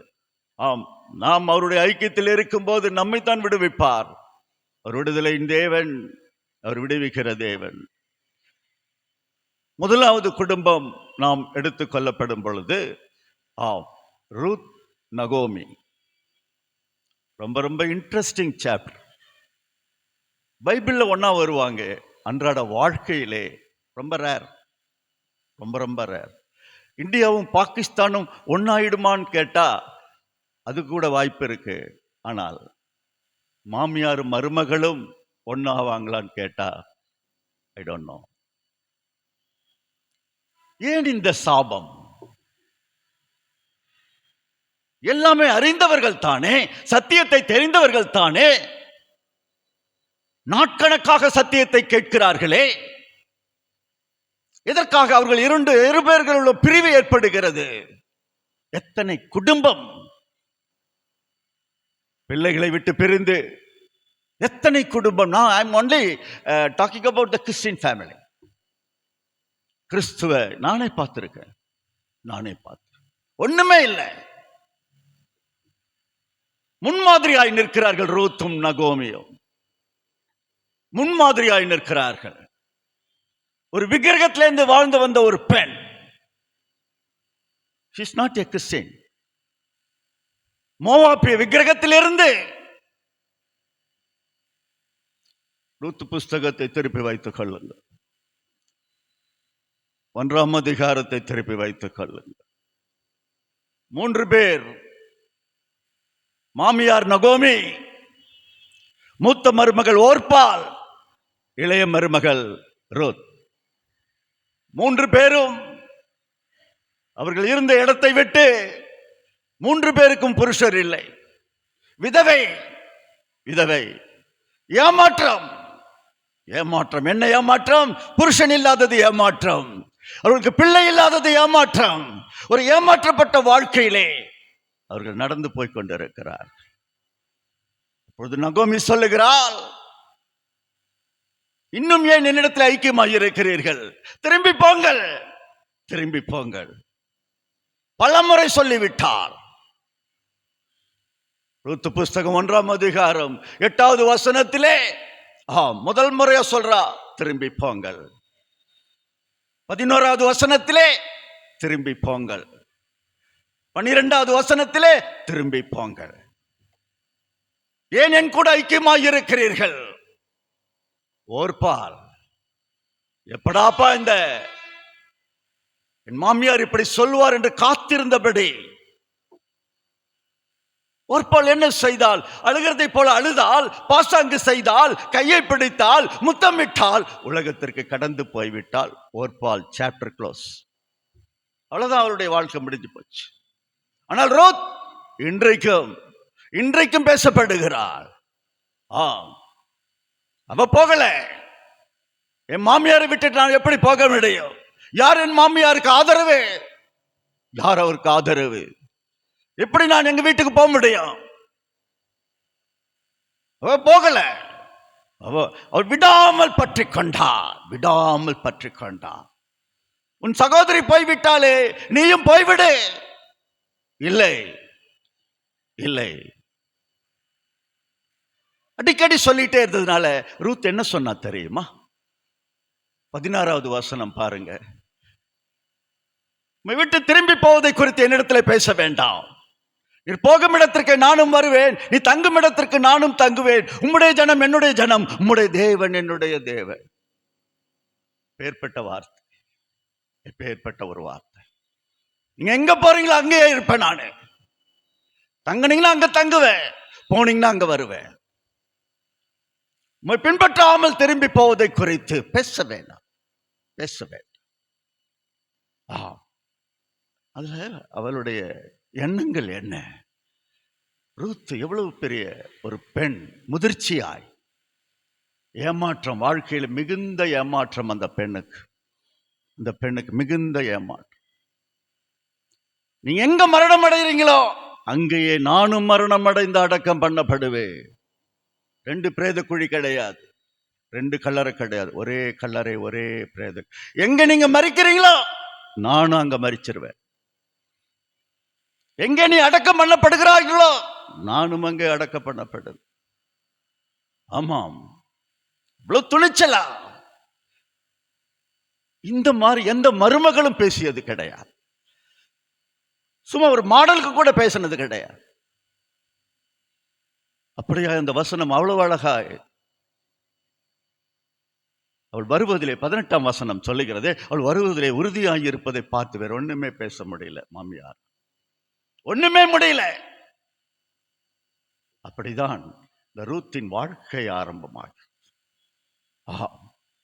இந்த நாளிலே அநேக குடும்பங்களை நீங்கள் பேப்பரில் படிச்சிருக்கலாம், டிவியில் பார்த்துருக்கலாம், மற்ற எவ்வளோ கேட்குறோம். எதற்காக இந்த மாமியாருக்கும் மருமகளுக்கும் இத்தனை கர்வம்? ஏன் இப்படி வாழ்கிறார்கள்? இந்த ரூத் எவ்வளவாய் ஒரு ஏமாற்றமானவட இந்த பெண் தான். அவ்வளவு, அவளுக்கு எல்லா வசதியும் இருந்தது. ஜென்மதேசம் இருந்தது, தாய் இருந்தார்கள், மற்றும் தகப்பன் இருந்தார், எல்லா வசதிகளும் இருந்தது. ஆனால் அவங்க ஊருக்கு போல, ஜென்ம தேசத்துக்கு போல. மாமியாரே கதி. மாமியாரின் தேவன் என்னுடைய தேவன். யாருங்க இப்படி சொல்லுவா? அதுவும் ஒரு விக்கிரக வர்க்கத்தில் இருந்து வந்தவர், விக்கிரகத்திலிருந்து வந்த ஒரு பெண் தெளிவா சொல்றா. அவரை குறித்து போவாஸ் திருப்புகள் ரூத் புஸ்தகம் 2ஆம் அதிகாரம் 11ஆம் வசனம் பாக்குங்க. உன் புருஷன் மரணம் அடைந்த பிறகு நீ மாமியாருக்கு செய்ததும், உன் தாய், உன் தகப்பன், உன் ஜென்மதேசம் எல்லாம், பிறகு எல்லாமே அந்த அந்த அந்த ஜெனரேஷன் கூட போயிட்டா. பிறகு எல்லாம் எனக்கு விவரமாய் அறிவிக்கப்பட்டது. எல்லாத்தையும் ஜனங்க என்கிட்ட சொல்றாங்க. ஜனங்க எல்லாரும் என்கிட்ட சொல்றாங்க. அதோடு மாத்திரமல்ல, ரூத்தை குறித்து வாசிக்கும் போது மீண்டும் அதே 3ஆம் அதிகாரம் 10, 11, 2 வசனத்தை பாருங்க. அதே போவாஸ் ரூத்தை பார்த்து சொல்ற, ரூத் மகளே, நீ கர்த்தரால் ஆசீர்வதிக்கப்படுவாயாக. ஆம், கர்த்தர் உன்னை ஆசீர்வதிப்பார், கர்த்தரால் நீ ஆசீர்வதிக்கப்படுவாயாக. அதோடு கூட அவள் சொன்ன வார்த்தை பாருங்கள். அந்த ஆசீர்வாதத்தோடு கூட மாத்திரமல்ல, தரித்திரத்துக்கும் ஐஸ்வர்வானுக்கும் வாலிபனுக்கும் பின்னால் போகாதபடியினால் முந்தின நற்குணத்தை பார்க்கிலும் பிந்தின நற்குணம் உத்தமமாயிருந்தது. ஒரு பெண்ணுக்கு 2 குணம் உண்டு, பிஃபோர் மேரேஜ், ஆஃப்டர் மேரேஜ். முந்தின நற்குணம், பிந்தின நற்குணம். அடுத்த வசனம் சொல்லுது, உனக்கு வேண்டியபடி எல்லாம் செய்வேன். மகளே, உனக்கு என்னென்ன வேண்டுமோ நான் செய்யறேன், உனக்கு வேண்டியபடி எல்லாம் செய்வேன். இன்னொரு வார்த்தை சொல்றான், பைபிளே ஒத்துக்கல, ஒரே ஒரு இடம் தான் ஒத்துட்டு இருக்கு, நீ குணசாலி, நீ குணசாலி. பைபிளை தேடி பாருங்க, திருப்புங்க நீதிமொழி புஸ்தகம் 31ஆம் நீதிமொழி 10வது வசனம். எஸ், குணசாலியான ஸ்திரீயை கண்டுபிடிக்கிறவன் யார்? ஒரு கேள்வி இப்படி கேட்டா என்ன அர்த்தம்? குணசாலியான பெண்களே இல்லை என்பதுதான் அர்த்தம். இந்த ஒரு பெண் தான், ஒரே பெண். நீ குணசாலி. யார் சொல்ற? அந்த ஊர் சொல்லுது, அந்த ஜனங்க சொல்றாங்க. வாழ்க்கை இழந்த ஒரு பெண்ணுங்க, வாழ்க்கை இழந்த ஒரு பெண். தன் மாமியார் கூட இருக்கணும். தன் மாமியாருக்கு யார் இருக்கிறார்கள்? நான் தானே இருக்க வேண்டும். தன் இளமையை தியாகம் செய்தாள், தன் இளமையை தியாகம் செய்தாள். இயேசுவோடு இருக்கிற ஐக்கியம் எப்படி இருக்கணும் தெரியுமா? ஆண்டவர் நமக்கு நம் யாவருக்காக அவர் தம்முடைய ஜீவனை தியாகம் செய்தார். இது தியாகத்தின் ஐக்கியம், இது ஒரு தியாகத்தின் ஐக்கியம். ஆண்டவருக்காக என்ன தியாகம் செய்ய போகிறீர்கள்? ஆண்டவர் சிங்காசனத்தை நேற்று பார்த்தோம். அந்த சிங்காசனத்தில் அமர்ந்திருக்கும் போது 2 கேள்விகளை கேட்பார். மகளே, நீ எனக்காக செய்திருக்கிறாய், என்ன செய்திருக்கிறாய்? ஒண்ணும் இல்லை ஆண்டவரே. என் வார்த்தையின்படி செய்தாயா? அதுவும் இல்லை ஆண்டவர். வெட்கி தலைவன், வெட்கி தலைவன். தியாகத்தின் ஐக்கியம். ஆண்டவர் நமக்காக எவ்வளவு தியாகம்! ரத்தத்துக்கு ரத்தம், ஜீவனுக்கு ஜீவன். ஆண்டவருக்காக ஒண்ணும் இல்லை. ஒரு உதாரணமா எல்லா திருச்சபையில் நடக்கிறது நான் சொல்றேன். ஒரு 10 நிமிடம் கூட போச்சுன்னா Sunday service, I am telling the Sunday service, ஒரு 10 நிமிடமோ கால் மணி நேரமோ கூட போயிடுச்சுன்னா எல்லாரும் மூஞ்ச பார்க்கிறோம், வாட்ச பார்க்கிறோம், மூஞ்ச பார்க்கிறோம். ஆயர் அதை பார்த்து அவர் பயப்படுறாரு. அவர் சொல்றாரு, ஐயா நீங்க பேசிட்டு போயிருவீங்க, நாளைக்கு நாங்க தாங்க இங்க இருக்கணும். ஒரு 10 நிமிடத்தை நம்மால் தியாகம் செய்ய முடியவில்லை. இல்லை, முடியவில்லை. இந்த பெண் தன் வாழ்க்கையை தியாகம் செய்திருக்கிறாளே. தன் மாமியை கதி, மாமியான் தேவன் என்னுடைய தேவன் என்று உரிமை பாராட்டினார், உரிமை பாராட்டினார். இங்க அநேக மாமியாரை பார்க்கிறேன், நான் மருமகளை கொஞ்சம் தான் பார்க்குறேன். நல்ல ஒரு திருச்சபை, குடும்ப திருச்சபை, ஒருவருக்கொருவர் ஐக்கியமாக இருந்து. ரூத்தினுடைய மாமியார் என்ன செய்தார் தெரியுமா? ரூத்து புஸ்தகம் 3ஆம் அதிகாரம் 1வது வசனத்திலே இந்த மாதிரி மாமியார் இருந்தாங்கன்னா யார் ரூத் மாதிரி இருக்க மாட்டாங்க. நீ வாழ்ந்து சுகமாய் இருக்கும்படி, சௌக்கியமாய் இருக்கும்படி, உனக்கு சௌக்கியத்தை தேடாமல் இருப்பேனோ? நீ வாழணும் மகளே, நீ வாழணும், சௌக்கியமா இருக்கணும், எனக்கு அது போதும், அது போதும். இந்த மாதிரி ஒரு மாமியார் இருந்தாங்கன்னா எந்த குடும்பத்திலங்க கஷ்டம் வரும், இல்லை எந்த குடும்பத்துல ஐக்கியம் பிளவுபடும்? வாய்ப்பே கிடையாது. மாமியார் எல்லாத்தையும் விட்டு கொடுக்கிறாங்க. மருமகள் விட்டு கொடுத்ததை போல அவளுடைய இளமையை விட்டு கொடுத்தால், தன் வாழ்க்கை விட்டு கொடுத்தால், ஒரு ஏமாற்றப்பட்ட பெண், அவளுக்கு யாருமே கிடையாது, புருஷன் இல்லை, பிள்ளைகள் இல்லை, யாருமே ஜென்மதேசம் இல்லை, தாய் தகப்பன் இல்லை, அவள் தனியாக வந்து விட்டால் அந்த நேரத்திலும் கூட தன்னை தியாகப்படுத்தி கொண்டாள். இது ஒரு தியாகத்தின் ஐக்கியம், இது ஒரு தியாகத்தின் ஐக்கியம். ஒரே ஒரு கேள்விதான் கேட்க தோணுது, இயேசுவுக்காக. இதுல கூட நான் கூட பார்க்கிறேன், இவ்வளவு வைராக்கியமான இந்த குடும்பத்துல பிறந்தோமே, இயேசுவை குறித்த மேன்மை இவ்வளவு இருக்கே, ஏன் எனக்கு முன்னாடியே தெரியாம போச்சு? ஏன் இந்த மார்க்கத்துல நான் வந்திருக்க கூடாது? ஆயிரம்லாம் பார்த்தா பொறாமையா இருக்கு. அவரெல்லாம் பாருங்க, அந்த ஐக்கியத்துல படிச்சு, நாங்க 1000 ட்ரெஸ் போட்டாலும் அதுக்கு 10 பைசாக்கு வேல்யூ கிடையாது. இந்த ஒரு அங்கிக்கு மதிப்பே அதிகம். அவற்றை நான் சிந்திச்சு பார்ப்பேன், நம்ம என்ன செய்ய போகிறோம்? ஆண்டவருக்காக என்ன செய்திருக்கிறோம்? ஆண்டவருக்காக என்ன செய்திருக்கிறோம்? என்ன தியாகம் செய்ய போகிறோம்? அதைத்தான் உங்கள் பட்சத்தில் கேட்கிறேன். இயேசுடைய ஐக்கியத்தில் வந்து விட்டோம், இயேசுதான் நமக்கு ஐக்கியம், எல்லாமே வாசித்து விட்டோம். தம்முடைய குமாரனோடு, நம்முடைய கர்த்தராகிய இயேசு கிறிஸ்துவோடு கூட நீங்கள் ஐக்கியம் வைத்துக் கொள்ளும்படி உங்களை அழைத்த தேவன் உண்மை உள்ளவர். அவருக்காக என்ன தியாகம் செய்ய முடியும்? என்ன செய்ய போகிறீர்கள்? இது ஒரு தியாகத்தின் ஐக்கியம். தியாகத்தின் ஐக்கியமாக இருந்தாலும் கூட அவருடைய வாழ்க்கை ஏமாற்றத்தில் இருந்து விடுதல். ஒரு ஏமாற்றப்பட்ட பெண், நீங்க எப்படி அவள் ஏமாற்றப்பட்டால், எதனால் அவர் ஏமாற்றப்பட்டவள் என்று சொல்லுகிறீர்கள்? நீங்களே பாருங்க.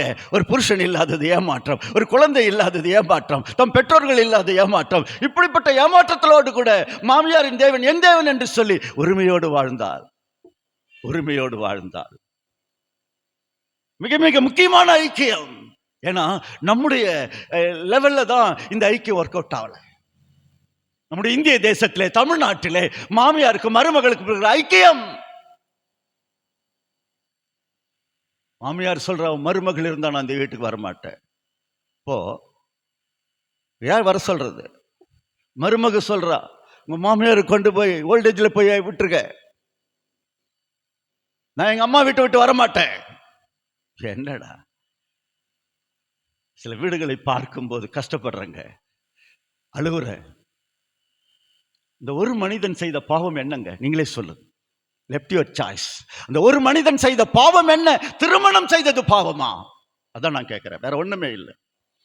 மனிதன் தனிமையாய் இருப்பது நல்லதல்ல என்ற வசனத்தின்படியாக திருமணத்தை ஏற்றுக்கொள்ளுகிறோம். ஆனால் திருமணம் ஆன பிறகு சில பெண்கள், சில பேர், எல்லாரையும் சொல்லல, சில பேர் அப்படி நல்லா வராங்க. வரும்போதே பிளான் பண்ணுவாங்களா, இல்ல வந்த பின் பிளான் பண்ணுவாங்களா தெரியாது. போக போக போக போக அந்த குடும்பத்திலே பிளவு. உடனே அது அந்த பெண்ணுடைய பெற்றோர்கள் கூட சப்போர்ட்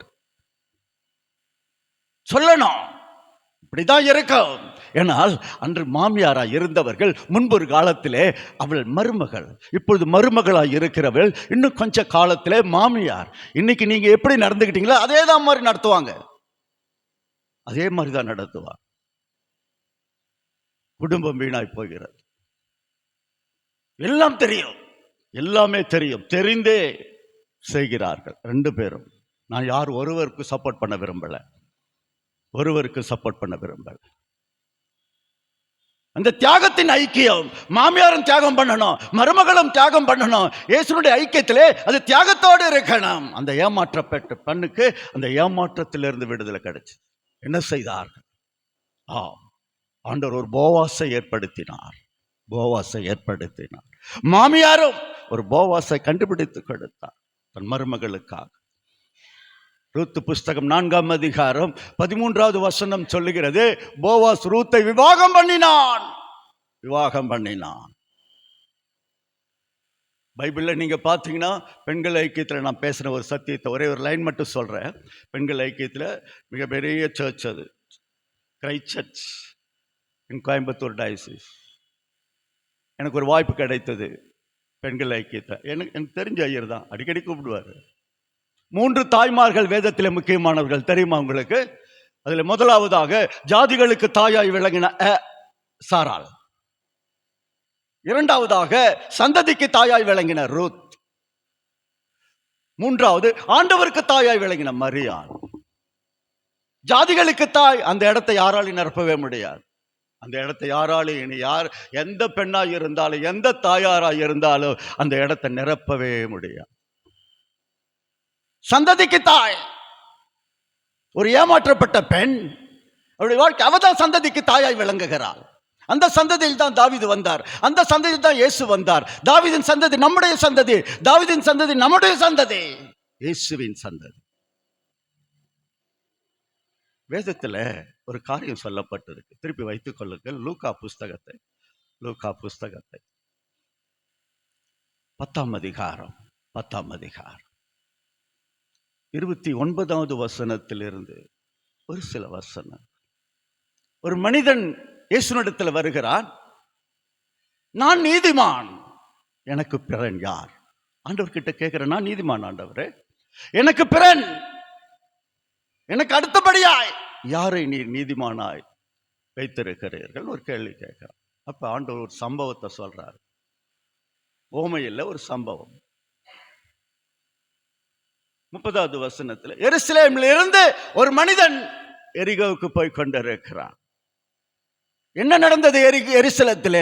எருசலேம் என்பது தேவாலயம் நிறைந்த இடம், எருசலேம் என்பது தேவ ஜனங்கள் நிற்கிற இடம், எருசலேம் என்பது ஐக்கியமுள்ள ஒரு பட்டணம். அப்படிப்பட்ட பட்டணத்திலிருந்து ஒரு தனிப்பட்ட மனிதன் தன்னிச்சையாய் செயல்பட்டு அவன் போகிற இடம் தவறு. எந்த இடத்துக்கு போகிறான்? எரிகோவுக்கு போகிறான். அது பாவப்பட்ட பூமி. ஆண்டவர் அதனால் தான் எரிகோவை சுற்றி சுற்றி சுற்றி ஊழியம் செய்தார். அவன் போனது தப்பு இல்லை, ஆனா போகிற இடம் தவறு. என்ன நடந்தது திருச்சபையில்? யார் என்ன சொன்னார்கள்? எதற்காக அவன் ஐக்கியத்தை விட்டு எதற்காக அவன் எரிகோவுக்கு புறப்பட்டு? ஆண்டவர் தான் சொல்றார், எருசலேமிலிருந்து ஒரு மனிதன் எரிகோவுக்கு போறான். போகிற வழி விங்க் ஆஃப் செகண்ட், அவ்வளவுதான். போகிற வழி கொஞ்சம் தூரம் கூட இருக்காது. கள்ளர்களால் அடிக்கப்படுகிறான். கள்ளர்கள். எருசலேமில் இருந்த வரைக்கும் அவனுக்கு ஒண்ணுமே நடக்கலைங்க, நல்லா இருந்தான். எருசலேம் விட்டு போறா, கள்ளர்களால் அடிக்கப்படுகிறான். வஸ்திரம் உரிக்கப்படுகிறது. ரட்சிப்பின் வஸ்திரம் உரிக்கப்பட்டு விட்டதே. எப்படியாய் தேவன் இந்த ரட்சிப்பை உனக்கு கொடுத்திருக்கிறார். அதை ஒரு நொடியிலே வஸ்திரம் உரிக்கப்படுகிறது. அதே இடத்துல குற்றுயிராய் வீதியில் கிடக்கிறாய். ஏன்பா உனக்கு இந்த நிலைமை? யார் உனக்கு என்ன சொன்னது? யார் என்ன சொன்னார்கள்? எதற்காக இந்த முடிவு? ஒருவேளை திருச்சபை தவறாக செய்து விட்டதா? அதே மாதிரி ஒரு சந்தர்ப்பம், அந்த சமயத்திலே ஒரு ஆசாரியன் வருகிறான். ஒரு ஆசாரியன், ஆற்றல ஊழியம் செய்கிற ஒரு ஆசாரியன் வருகிறான். அங்க ஒரு மனிதனை பார்க்கிறான். ஒருவேளை அந்த சரீரம் மரணம் அடைந்திருக்குமோ? வழி விலகி போயிட்டான். கிட்ட கூட வந்து கேட்கல, என்ன நடந்ததுன்னு கூட கேட்கல. எங்க வந்த, எதுக்கு வந்த, என்ன ஆச்சே, எதுவுமே கேட்கல. இங்க இருந்து பார்க்கறான், வழி விலகி போகுது. இன்னொரு ஊழியக்காரர் வரான், அவன் பேர் லேவியன். அவனும் ஆற்றல ஊழியம் செய்யக்கூடிய. அவனும் இதே மாதிரி தான். அவரே போயிட்டார், நான் மட்டும் அங்க போக முடியுமா என்ன? எல்லாருக்குமே ஒரே கொஸ்டின் என்ன தெரியுமா? உண்மையிலே இது தியாலஜி. என்ன எதற்காக ஆசாரியர்கள் வழி விலகி போனார்கள்? ஆசாரியர்கள், ஒருத்தர் சொல்றாரு, அவரிடத்துல எண்ணெய் இல்லை, ஆகனால் போயிட்டாரு. இது எண்ணெயும் பைபிளும் மஸ்ட். எல்லாருக்கிட்டையும் அந்த பேக் இருந்துகிட்டே இருக்கும். அது தவறானது. இன்னொருவர் சொன்னாரு, இல்லைங்க, அந்த கள்ளர்கள் ஒளிஞ்சிட்டு இருப்பான், இவர் போனா இவரையும் அடிப்பான்.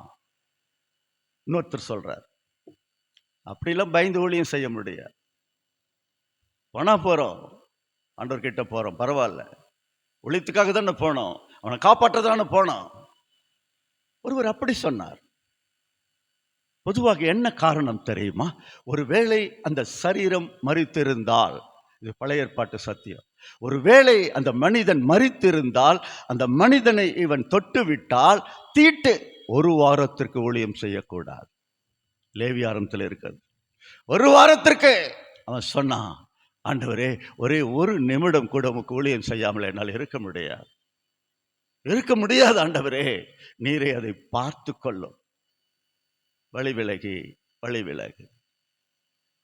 மூன்றாவது ஒரு சமாரியன் வருகிறான், அப்படியே மனதுருகிறான், நேர போறான், இந்த அடிப்பட்ட மனிதனை அப்படியே மடியில கிடத்துறான், எண்ணெய் வார்க்கிறான், திராட்சரசத்தை வார்க்கிறான், மறுபடியும் தன் வாகனத்தில் ஏற்றிக்கொண்டு ஒரு சத்திரத்திற்கு பராமரிக்க கொண்டு போகிறான். யாருன்னு கேட்கல, யாரோ என்னவோ, யாரா இருந்தா என்ன, அவனுக்கு நம்ம சமாரியன், அவன் சமாரியனா இருந்தான் பைபிள் சொல். சத்திரத்துக்கு நிறைய பாஸ்டர் என்ன செய்யறாங்கன்னா, ஆண்டவர் எதுக்கு இந்த சத்தியத்தை சொல்றார், அதை சொல்றது இல்லை, என்ன நோக்கத்தினாலே இது பிரசங்கிக்கப்படுகிறது.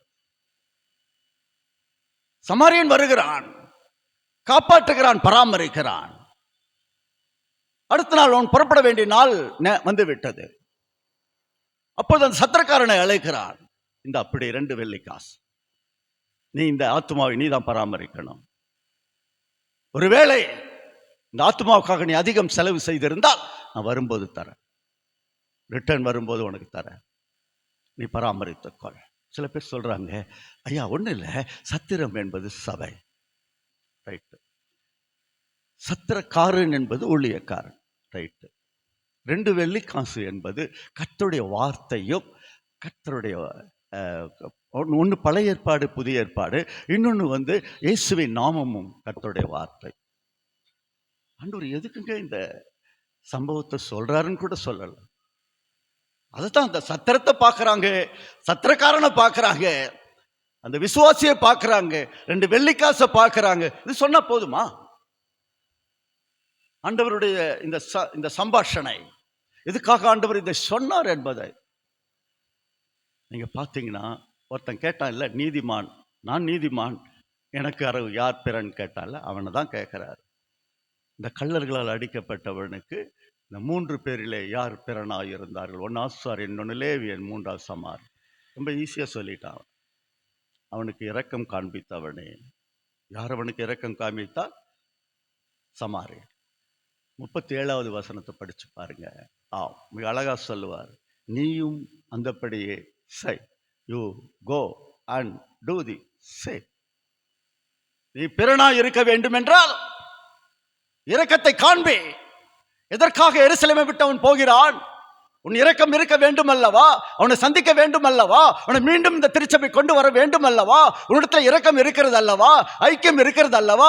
மீண்டும் இந்த ஐக்கியத்தில் பிணைக்கப்பட வேண்டும் என்பதையே ஆண்டவர் விரும்பினார். சத்தியம் சொல்லப்பட்டதனுடைய முக்கியம் 2 காரியங்களுக்காக. 1 இரக்கத்திற்காக, 2வது ஐக்கியத்திற்காக. அப்படியாய் ரூத்தினுடைய வாழ்க்கையிலே பார்க்கும்போது எப்படியாய் வாழ்ந்தால் அந்த பெண், முதல்ல கூட நான் இவ்வளவு இன்ட்ரெஸ்டிங்கா படிக்கல, ஆனா இந்த டாபிக்காக பண்ணும்போது இந்த ரூத்தை குறித்து, ஏமாற்றத்திலிருந்து ஒரு விடுதலை, 2வது குடும்பத்தை நாம் பார்க்க போகிறோம். 2வது ஒரு குடும்பம். பிரியமானவர்களே, 3 குடும்பங்கள், 3 ஐக்கியங்கள், 3 விடுதலைகள். எப்படிப்பட்ட ஐக்கியத்திலே இயேசுவோடு நீங்கள் இருப்பீர்கள் என்றால் உங்களுக்கு அதனால் வரும் விடுதலையை குறித்து தான் இந்த நாளில் சிந்தித்து கொண்டு இருக்கிறோம். 1வது குடும்பம் ரூத் நகோமி குடும்பம். அவள் ஏமாற்றப்பட்ட காணப்பட்டாள், வாழ்க்கையே ஒரு ஏமாற்றமாய். ஆனால் இன்று அவளை குறித்து வாசிக்கும் போது ஒரு சந்ததிக்கு தாய், ஒரு சந்ததிக்கு தாய். ரூத் முன்னாடி நின்று கொண்டிருந்தால் அவளை கேட்டு பாருங்க, எப்படி ஆண்டவர் இவ்வளவு பெரிய பாக்கியத்தை கொடுத்தார். அவள் மெதுவாய் சொல்லுவாள், என் தேவன் என்று அவரை நான் உரிமைப்படுத்தினேன், என் வாழ்க்கையை தியாகம் செய்தேன், அதன் நிமித்தமாக ஆண்டவர் எனக்கு ஒரு வாழ்க்கையை கொடுத்தார். நான் இப்பொழுது ஒரு சந்ததிக்கு தாய், ஒரு சந்ததிக்கு தாய். இரண்டாவது குடும்பம், இது உறவின் குடும்பம் தான், ஆனா சிநேகிதன். சிநேகிதன். திருப்புங்கள் 1 ராஜாக்கள் புஸ்தகம் 18ஆம் அதிகாரத்திலே யோனாத்தான் தாவீது, யோனாத்தானுடைய சகோதரியை தாவீது திருமணம் செய்திருக்கிறார். யோனாத்தானுடைய தகப்பன் சவுல். சவுலுக்கும் தாவீதுக்கும் ஒரு பர்சன் கூட ஒத்துக்காது. முதலாவது வசனத்திலே யோனாத்தானும் தாவீதும் பாருங்க, ஒன்றாய் இணைக்கப்பட்டது மாத்திரமல்ல, உயிரை போல சிநேகித்தார்கள். அதாங்க உயிர் சிநேகிதம். நாமளும் இன்னைக்கு கிட்டத்தட்ட 60-65 வயசு. நான் பொதுவாக என்னை பற்றி சொல்றேன். இன்னும் கூட எனக்கு ஒரு உயிர் சிநேகிதன் யார் இருந்தாங்க, எப்படி இருக்கிறாங்க கூட எனக்கு தெரியல. அப்பப்போ படிக்கும்போது அதை விட்டுருங்க, அப்பப்போ காலேஜ் படிக்கும்போது இருந்தாங்க உயிர் சிநேகிதன். யோனாத்தான் உயிர் சிநேகிதன். தாவீதும் யோனாத்தானும் அப்படி பழகி கொண்டார்கள். உயிர் சிநேகிதன்னா அங்க என்ன, ஒரு 2 பேருக்குள்ள ஒரு சிநேகிதம் வளருன்னா 100% உண்மை வேணும். நாம் உண்மையா இல்லாத பட்சத்திலே அநேக சிநேகிதர்கள் நம்ம விட்டு போயிட்டாங்க. ஒப்புக்கொள்ள வேண்டிய ஒன்று. யோனாத்தானும் தாவீதும் உண்மையாய் பழகினார்கள், உண்மையாய் காணப்பட்டார்கள். யோனாத்தான் கிட்ட என்னென்ன நடந்ததோ அப்படியே சொல்லி விடுவான். யோனாத்தானுடைய இருதயமும் தாவீதின் இருதயம், தாவீதின் இருதயம் யோனாத்தான் கிட்ட, யோனாத்தானுடைய தாவீது கிட்ட. உயிரை போல சிநேகித்தார். உறவின் சிநேகிதம் என்று சொல்வதை விட இந்த ஐக்கியத்தை பார்க்கும்போது இவ்வளவு 2 பேரும் ஃப்ரெண்ட்ஸா இருந்தார். ஆனா இவங்க 2 பேரும் உறவு முறையில் இருப்பது சவுலுக்கு பிடிக்கல. உண்மை யாருக்கு தாங்க பிடிக்கும்? யாருக்குமே பிடிக்கல. உண்மைக்கு சோதனைகள் அதிகம். திருப்பி வைத்துக் கொள்ளுங்கள். 1 சாமுவேல் புஸ்தகம் 20ஆம் அதிகாரம். ஒருவர் வாசிக்க கேட்கலாம் 30வது வசனத்தை. 1 சாமுவேல்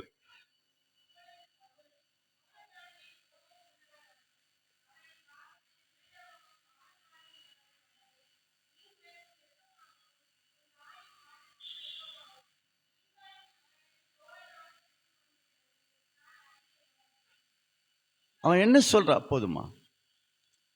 ஈசாயின் மகனை நீ தோழனாக வைத்திருக்கிறது அறியேனா? 2 மாறுபாடும் உள்ள மகனே, உனக்கு வெட்கத்திற்காகவும் உன் தாயின் மானத்திற்கு வெட்கத்திற்காகவும் கண்டுபிடித்துட்டான். அவனை அழைத்தோ, அவன் சாகணும், நான் அவனை சாகடிக்க போறேன். அவன் சொல்லிடுறான், ஒரு ராஜ்ய நிலைப்படாம உயிரோடு இருக்கிற வரைக்கும் ஒரு ராஜ்ய சபிக்கிறான். தன் பெற்ற மகனுக்கு ஒரு சாபம் சபிக்கிறான். அவன் ஏன் சாக வேண்டும்? அவன் நல்லவன். இவன் வாதாடுறான். யோனாத்தான் தன் இடுப்பிலே மறைத்து வைத்திருந்த ஒரு ஈட்டி மாதிரி ஒரு கத்தி ராஜாக்கள் அன்றைக்கு வச்சிருப்பான். தூக்கி எடுத்து வீசிட்டான். தன் மகன் என்று பாராமல் மகனுக்கு நேராக அந்த ஈட்டி வந்து கொண்டு இருக்கிறது. ஆனால் அற்புதமாய் அந்த மனிதன் யோனாத்தான் காப்பாற்றப்பட்டான். காரணம் என்ன தெரியுமா? யார் காப்பாற்றியது என்பதை விட இந்த உண்மையின் ஐக்கியம் அவனை காப்பாற்று. பைபிள் சொல்லுது, கிறிஸ்துவுக்கு நீ உண்மையாயிருந்தார், திருச்சபைக்கு உண்மையாயிருந்தார், குடும்பத்திலே உண்மையாயிருந்தார், ஊழியத்திலே உண்மையாயிருந்தார். ஏசாயா புஸ்தகம் 54ஆம் அதிகாரம் 17வது வசனம் சொல்லுகிறது, உனக்கு விரோதமான ஆயுதம் வாய்க்காதே, நீ உண்மையாயிருக்கிறார் அல்லவா? உண்மை. பைபிள் சொல்லுது, நீதிமொழி புஸ்தகம் 12ஆம் நீதிமொழி 22வது வசனத்திலே பைபிள் தெளிவா சொல்லுது, உண்மை அவருக்கு பிரியம். பெண்களிடத்திலே கேட்ட மாதிரி ஒரு கேள்வி அங்க கேட்கப்படுது. நீதிமொழி 20ஆம் நீதிமொழி 6வது வசனத்திலே ஒரு கேள்வி கேட்கப்படுகிறது. என்ன கேள்வி தெரியுமா? உண்மையான மனுஷனை கண்டுபிடிக்கிறவன் யார்? இந்த கேள்விக்கு அர்த்தமே இன்னும் யாரும் உண்மையா இல்லை என்பதுதான் பதில். எப்படி உங்களுக்கு குணசாலியான ஸ்திரீயை கண்டுபிடிக்கிறவன் யார்? அந்த ஒரு கேள்விக்கு இந்த ஒரு கேள்வி. உண்மையா இருப்பவன் யார்? உண்மையை கண்டுபிடிப்பவன் யார்? இது உண்மையின் ஐக்கியங்க. நாம கிறிஸ்துவனுடைய ஐக்கியத்திலே, உண்மையின் ஐக்கியத்திலே வந்திருக்கிறோம். ஆண்டவர் உண்மையானவர். இது உண்மையான அழைப்புன்னு பைபிள் சொல்லுது. நம்மளை அழைத்தவர் உண்மை உள்ளவர். அதான் பைபிள் சொல்லுது. நம்முடைய குமாரனோடு, நம்முடைய கர்த்தராயிருக்கிற இயேசு கிறிஸ்துவோடு கூட நீங்கள் ஐக்கியம் வைத்துக் கொள்ள முடியும். உங்களை அழைத்த தேவன் உண்மை உள்ளவர். இது ஒரு உண்மையின் அழைப்பு. இது ஒரு உண்மையின் அழைப்பு. ஆனால் இந்த உண்மைக்கு சோதனைகள் உண்டு. சோதனைகள் உண்டு. இந்த ஐக்கியத்தில் இருந்ததுனால்தான் அவன் சாபத்திலிருந்து, மரணத்திலிருந்து விடுவிக்கப்பட்டான். அந்த ஈட்டி வந்துட்டே இருக்குது, அவன் காப்பாற்றப்பட்டான். இவன் தன் மகனுக்கு சாபமிட்டான், உன் ராஜ்யம் நிலைப்படாது. ஆகையினால்தான் அவர் இருவருக்குள்ளும் இருந்த உண்மை அவருடைய வாழ்க்கையிலே சாபத்திலிருந்து ஒரு விடுதலை ஆண்டவர் தந்தார். மரணத்திலிருந்து விடுதலையை கொடுத்து.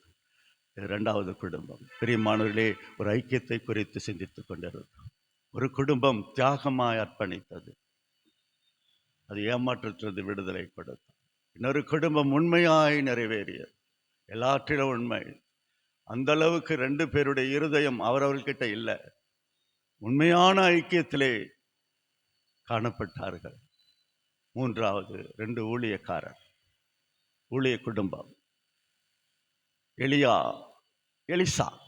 திருப்புங்கள் 2 ராஜாக்கள் புஸ்தகம் 2ஆம் அதிகாரம். எலியா எஜமானன், எலிசா உடன் ஊழியக்கார். நீங்க பார்த்தீங்கன்னா 2வது வசனத்தை 2 சாமுவேல் 2ஆம் அதிகாரத்தில் 2வது வசனத்தில் எடுத்தவொடனே கர்த்தர் என்னை பெத்தேல் மட்டும் அனுப்புகிறார், நீ இங்கே இரு. என்னதான் போ சொல்றாரு? என்னதான் மதுரைக்கு கேட்கனருக்கு போக சொன்னாரு? நீ வர வேண்டாம், இங்கேயே உம்மை பின்பற்றுவதை குறித்து அவன் மறுபடியும் அவன் அடிச்சு சொல்றான். உம்மை பின்பற்றாமல் போமாட்டேன், உம்மை பின்தொடருவேன். 2 பேருமே பெத்தேலுக்கு போறாங்க. அங்கிருந்த தீர்க்க தரிசிகள் எல்லாம் எழுந்து எலிசாவை பார்த்து சொல்றான், உனக்கு எஜமானனாய் இருக்கிற எலியாவை தேவன் கொஞ்ச நேரத்தில் எடுத்துக்கொள்ள போகிறார், அது உனக்கு தெரியுமா? எல்லாம் எனக்கு தெரியும், நீ சும்மா இரு. எலியோ பரலோகத்துக்கு எடுத்துக்கொள்ளப்பட போகிறான், அக்னியின் ரதம் வரப்போகிறது இன்னும் கொஞ்ச நேரத்தில். எலியா இருக்கிற வரைக்கும் தான் ஊழியம், எலியா இல்லைன்னா 0. மறுபடியுமாக 4வது வசனத்திலே பார்க்கும்போது கர்த்தர் என்னை எரிகோ மட்டும் அனுப்புகிறார். மறுபடியும் சொல்றான், இல்லப்பா பெத்தேல் போயிட்டோம், எரிகோவுக்கு இப்ப அனுப்புறாரு, நான் எரிகோவில் போய் ஊழியம் செய்யணும், அதனால நீ இங்கேயே இரு. மறுபடியும் அவன் உம்மை பின்பற்றுவேன், கர்த்தருடைய ஜீவனை கொண்டு சொல்லுகிறேன். மறுபடியும் பின்பற்றி போறான். அங்கிருந்த தீர்க்கதரிசிங்க சொல்றாங்க, இதே மேட்டரை சொல்றாங்க. உன் எஜமானன் எடுத்து கொள்ளப்பட போகிறார், என்ன செய்ய போற? மறுபடியுமாக 6வது வசனத்தில் பார்த்தீங்கன்னா, மறுபடியுமாக கர்த்தர் என்னை யோர்தானுக்கு அனுப்புகிறார். பெத்தேலு, எரிகோ, யோர்தான். நான் யோர்தானுக்கு போறேன். மறுபடியும் எலியா கேட்கிற, என்னை பின்பற்றி வந்து கொண்டா இருக்கிறாயே, நான் உனக்கு என்ன செய்யணும்? அப்ப அவன் சொல்லிடுவான், உங்கள் மேல் இருக்கிற அந்த அபிஷேகத்தை, உங்கள் மேல் இருக்கிற அந்த வரத்தை 2 நாம் பெற்றுக்கொள்ள உறுதி. இயேசுவோடு இருக்கிற ஐக்கியம் உறுதியா இருக்கணும். நான் இந்துல இருந்து வந்த, எதுல வந்தா என்ன, இப்ப எப்படி இருக்கிறா என்பதே முக்கியம். இந்துல வந்து அதெல்லாம் பழைய சாட்சி. ஆண்டவருக்கு உண்மையா இருக்கிறாயா? அடுத்தது உறுதியா இருக்கிறாயா? கர்த்தருக்குள் உறுதி. எங்கனாலும் அவன் பின்பற்றி போயிட்டே இருந்தான். இயேசுவோடு இருக்கிற ஐக்கியம் அது உறுதியான ஐக்கியம், உறுதியின் ஐக்கியம். தாழ்விலிருந்து விடுதலை. இவனை தாழ்வுபடுத்தினாங்க, அவ்வளவுதான், எலியா போயிடுவான், உனக்கு எல்லாமே ஒன்றுமே கிடையாது. தாழ்வுக்குள்ளாக்கினார்கள். பிரியமானவர்களே, அந்த உறுதியின் ஐக்கியம். ஏசாயா புஸ்தகம் 26ஆம் அதிகாரம் 3வது வசனத்தை பார்க்கும்போது, ஆம், உம்மை உறுதியாய் பற்றி கொண்ட மனதை உடையவர்கள் உம்மேல் நம்பிக்கையாய் இருக்கிறபடியினால் பூரண சமாதானத்தோடு காத்துக்கொள்வேன். இந்த உறுதி உங்களுக்கு ஒரு பூரண சமாதானத்தை கொடுக்கு.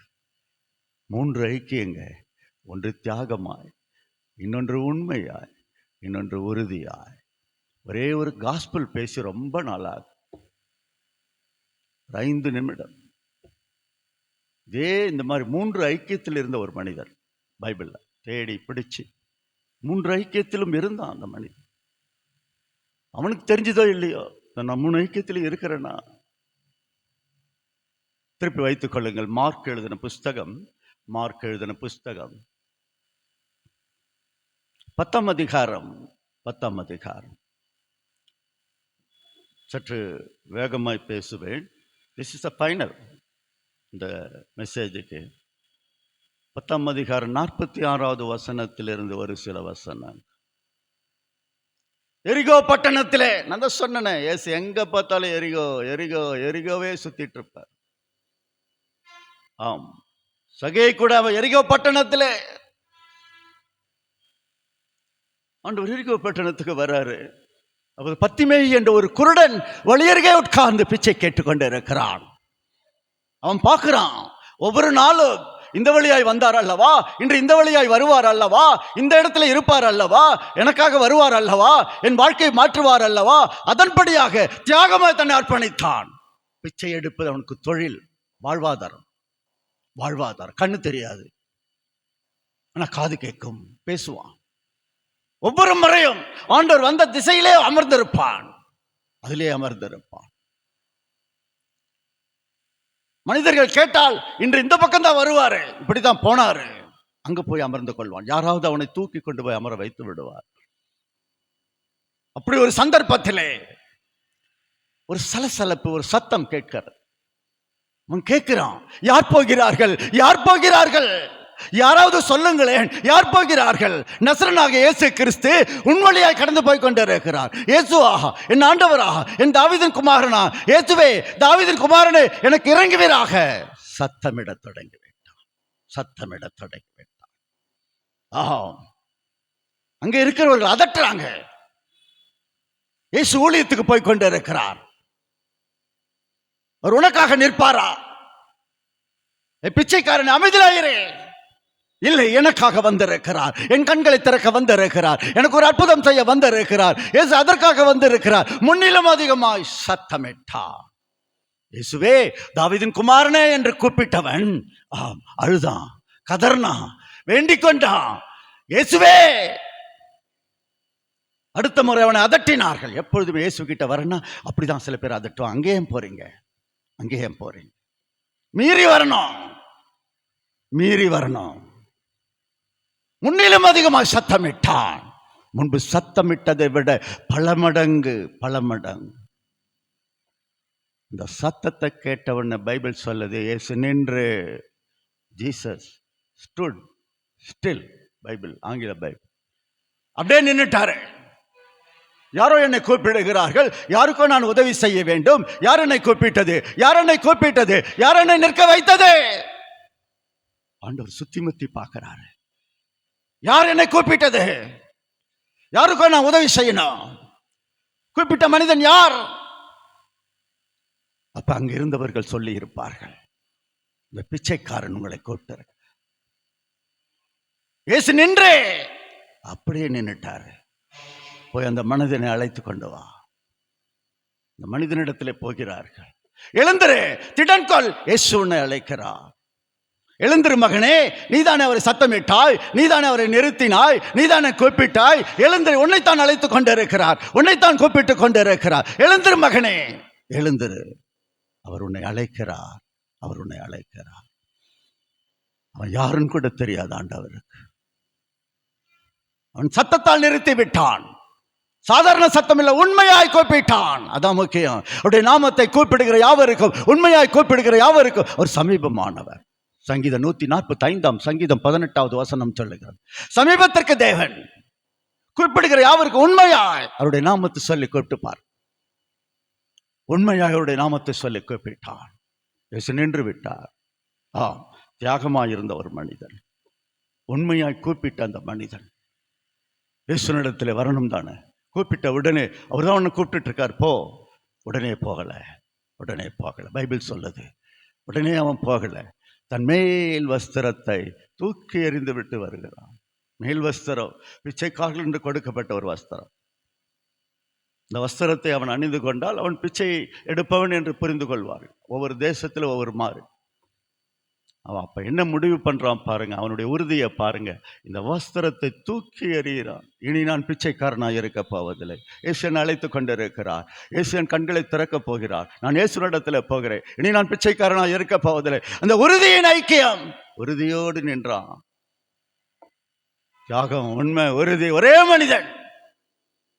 மனிதன் தூக்கி வீசிவிட்டு ஆண்டவர் கூட்ட போல அவன் உடனே போல தன் மேல் வஸ்திரத்தை தூக்கி எறிந்து விட்டு அவன் ஆண்டவர் இடத்துல வர பார்க்கறான். அந்த நேரத்தில் இயேசு எப்படி நிறுத்தினான் பாருங்க.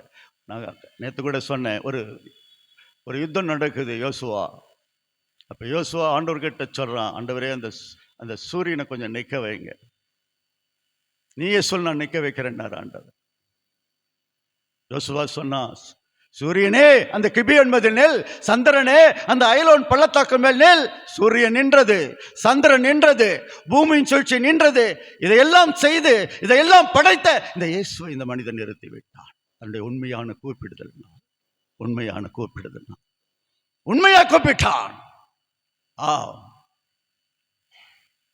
சூரியனை படைத்தவரை, சந்திரனை படைத்தவரை, பூமியின் சுழற்சியை படைத்தவரை இந்த பிச்சைக்காரன் நிறுத்தி விட்டான். பைபிள் சொல்லுது, இயேசு நின்று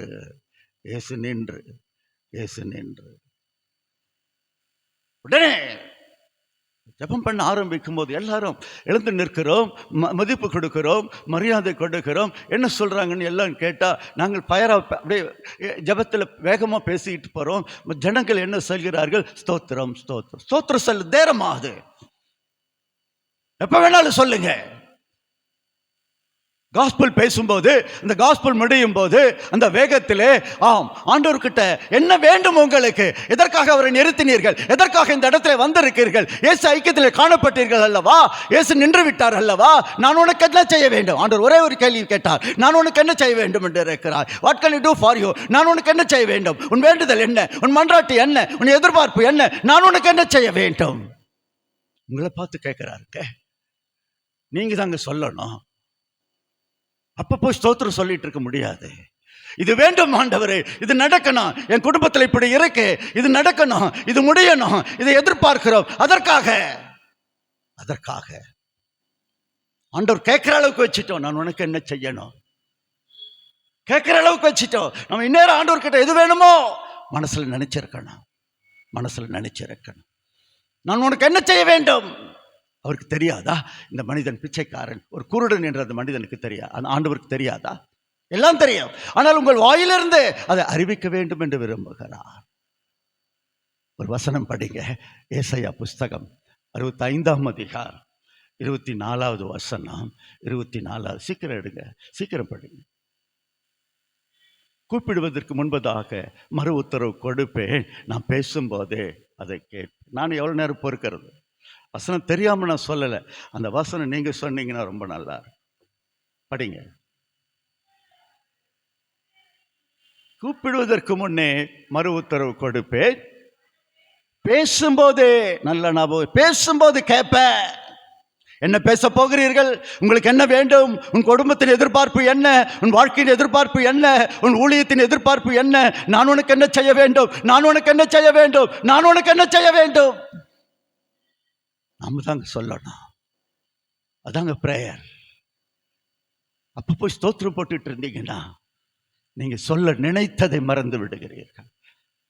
ஆண்டவர் கேட்கிறார், அவர் கேட்ட கேள்வியே தான், உனக்கு நான் என்ன செய்ய தெரியாதா? உங்களை பற்றி தெரியாதா? பத்திமை குருடனை பற்றி தெரியாதா? எங்களை பற்றி தெரியாதா? எல்லாமே அறிந்தவர், புரிந்தவர்.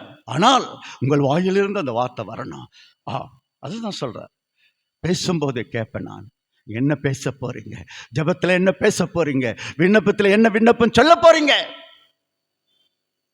பிரியமானவர்களே, 3 ஐக்கியத்தில் இருந்த ஒரு மனிதன் எப்படி ஒரு அற்புதத்தை பெற்றுக்கொண்டான் பார்த்தீர்களா?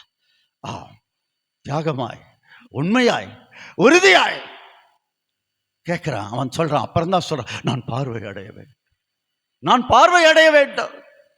இதுக்கு தான் காத்துட்டே இருந்தான். ஒரு பார்வைக்காக காத்திருந்தா, ஒரு அற்புதத்திற்காக காத்திருந்தா.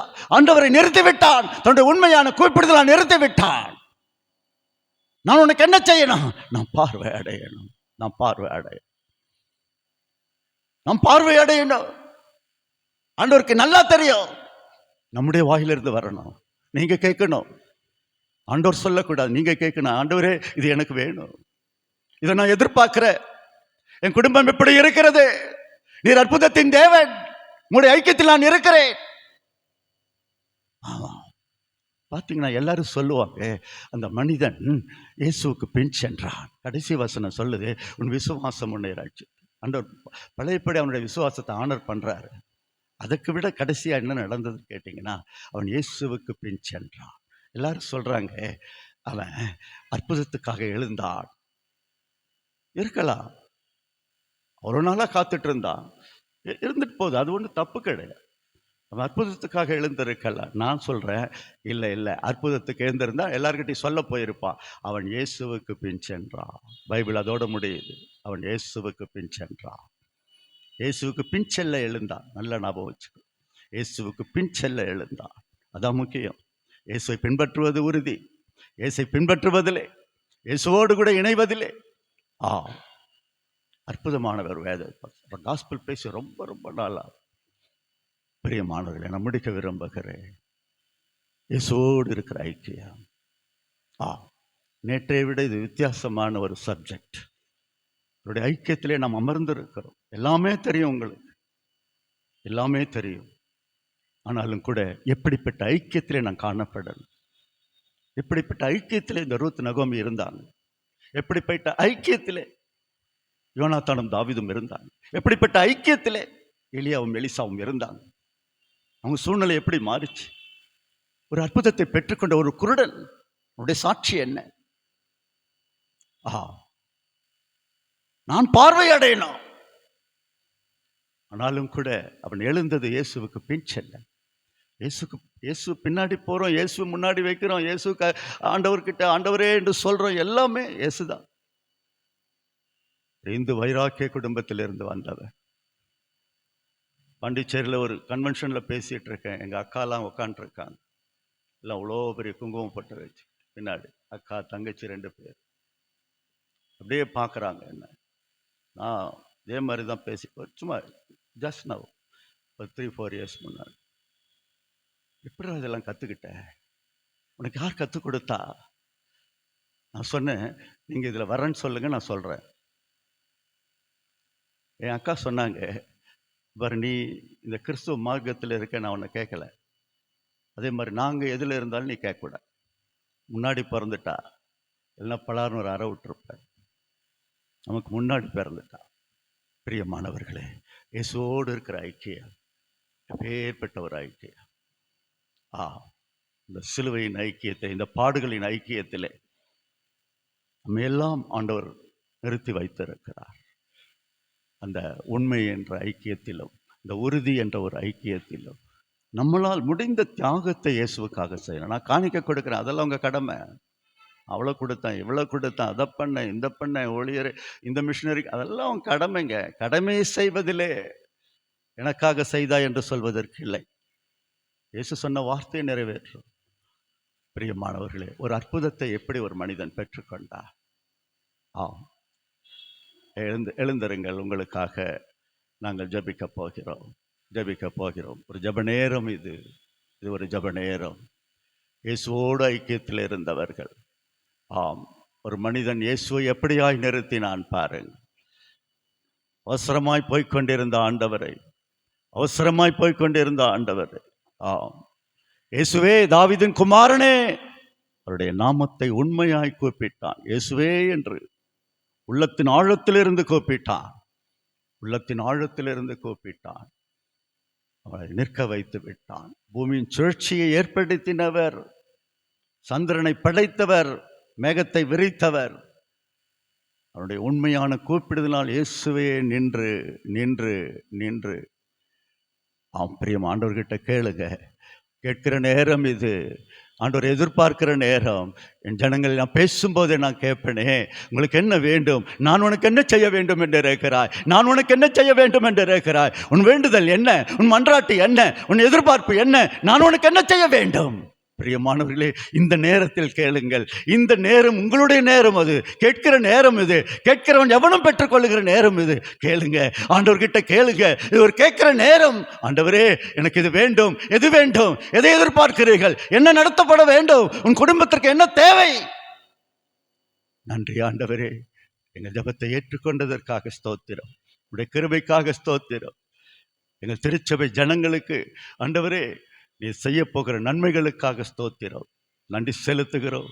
ஆண்டவராயிருக்கிற இயேசுவின் நாமத்தில் ஜெபிக்கிறோம் ஜீவனுள்ள நல்ல பிதாவே, ஆமென். ஆம்.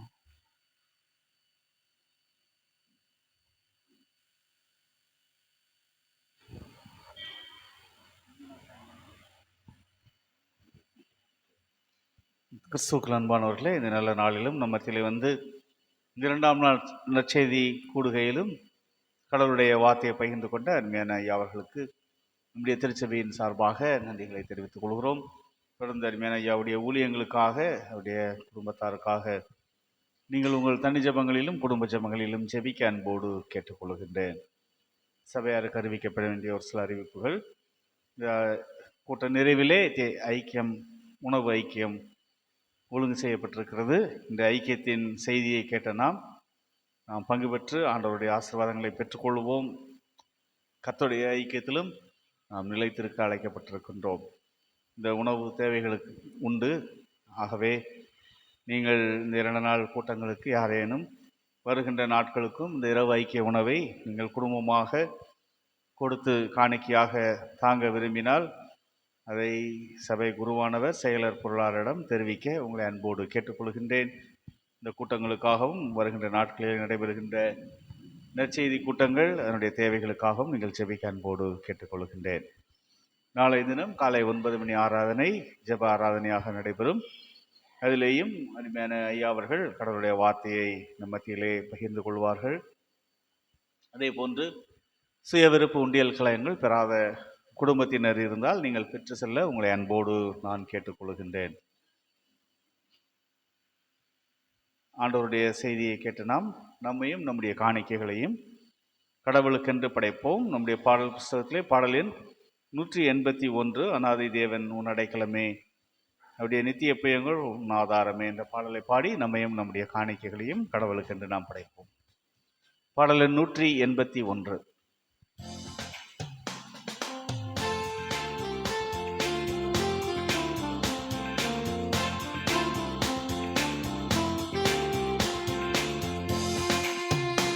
அநாதி தேவன் உன் அடைக்கலமே, அவர் நித்திய புயங்களும் ஆதாரமே. அநாதி தேவன் உன் அடைக்கலமே, அவர் நித்திய புயங்களும் ஆதாரமே. இந்த தேவன் என்றென்றும் உள்ள சதா காலமும் நமது தேவன், மரண பரியந்தம் நம்மை நடத்திடுவார். அநாதி தேவன் உன் அடைக்கலமே, அவர் நித்திய புயங்களும் ஆதாரமே. காருண்யத்தாலே இழுத்து கொண்டார் தூய தேவ அன்பே, காருண்யத்தாலே இழுத்து கொண்டார் தூய தேவ அன்பே. இவனாந்திரத்தில் நயங்காட்டி உன்னை இனிதாய் வருந்தி அழைத்தார். இந்த தேவன் என்றென்றும் உள்ள சதா காலமும் நமது தேவன், மரண பரியந்தம் நம்மை நடத்திடுவார்.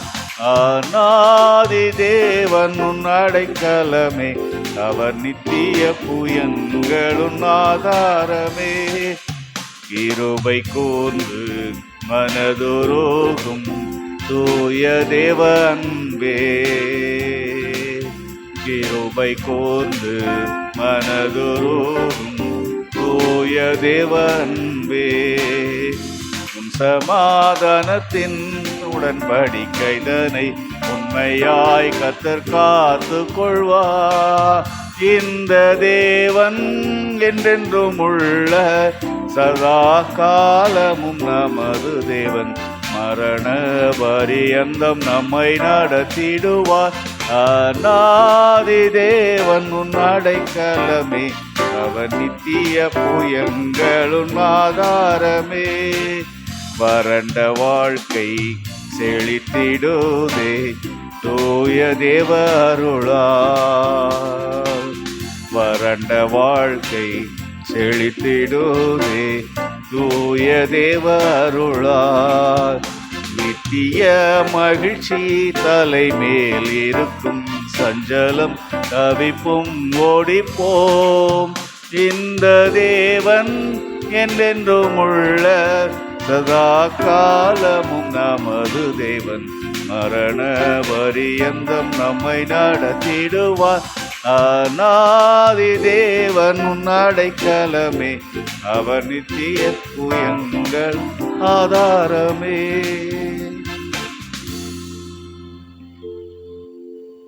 ஜெபம் செய்வோம்.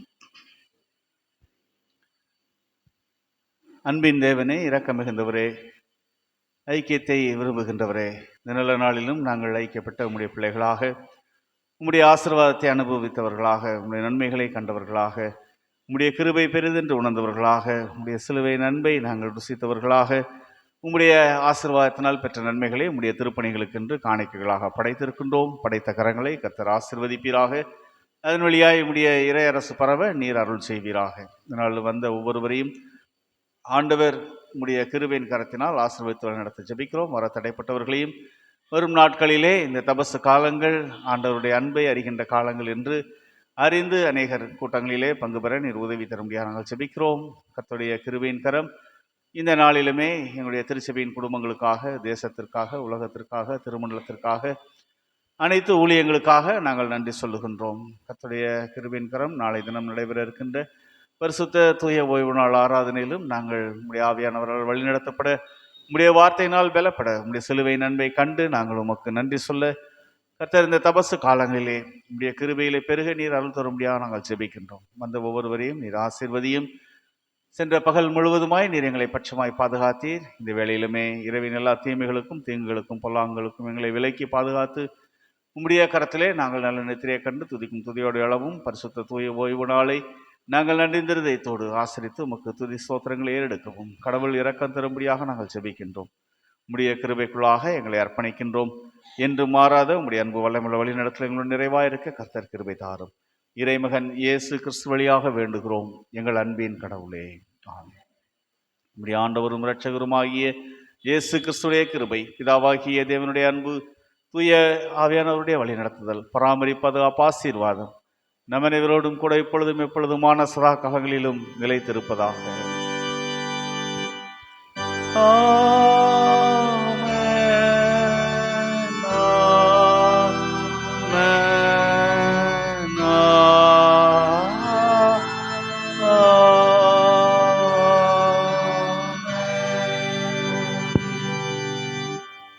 தபசு காலங்களிலே நாம் கர்த்தரிடத்திலே நம்மை அர்ப்பணிக்கும்படியாய் பாமாலைகளிலே பாடல் எண்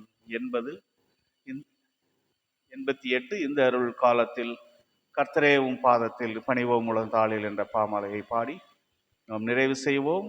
ஜப நிலையிலே இந்த பாடலை நாம் கர்த்தருடைய சமூகத்திலே நாம் பாடுவோம்.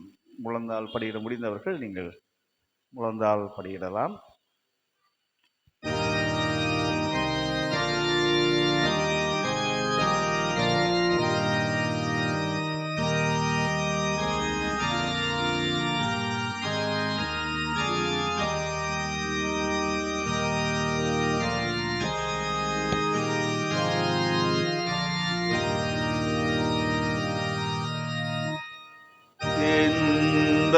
அருள் காலத்தில்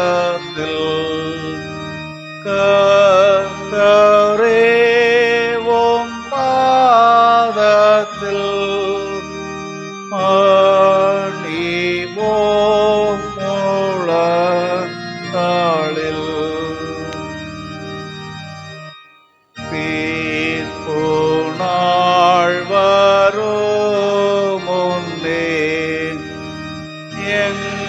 எங்கள் பாவம் உணர்ந்தே கண்ணீர் சிந்த ஏவுமே மோட்ச வாசல் இயேசுவே ஓட்டு முன் எம் பேரிலே தூய ஆவி ஊற்றுமே உந்தன்ற கவேவாயா செய்தமா மன்றாட்டினான் சாகசம் வதித்ததா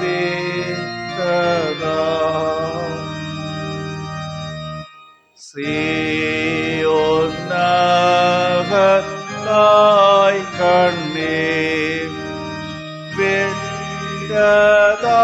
விட்டதாலும் தேவாரே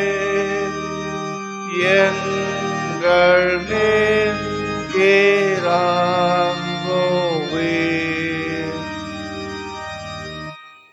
நாங்கள் உம்மை காணவே அருள் காலம் ஓமுன்னே தஞ்சம் நீயும் இயேசுவே.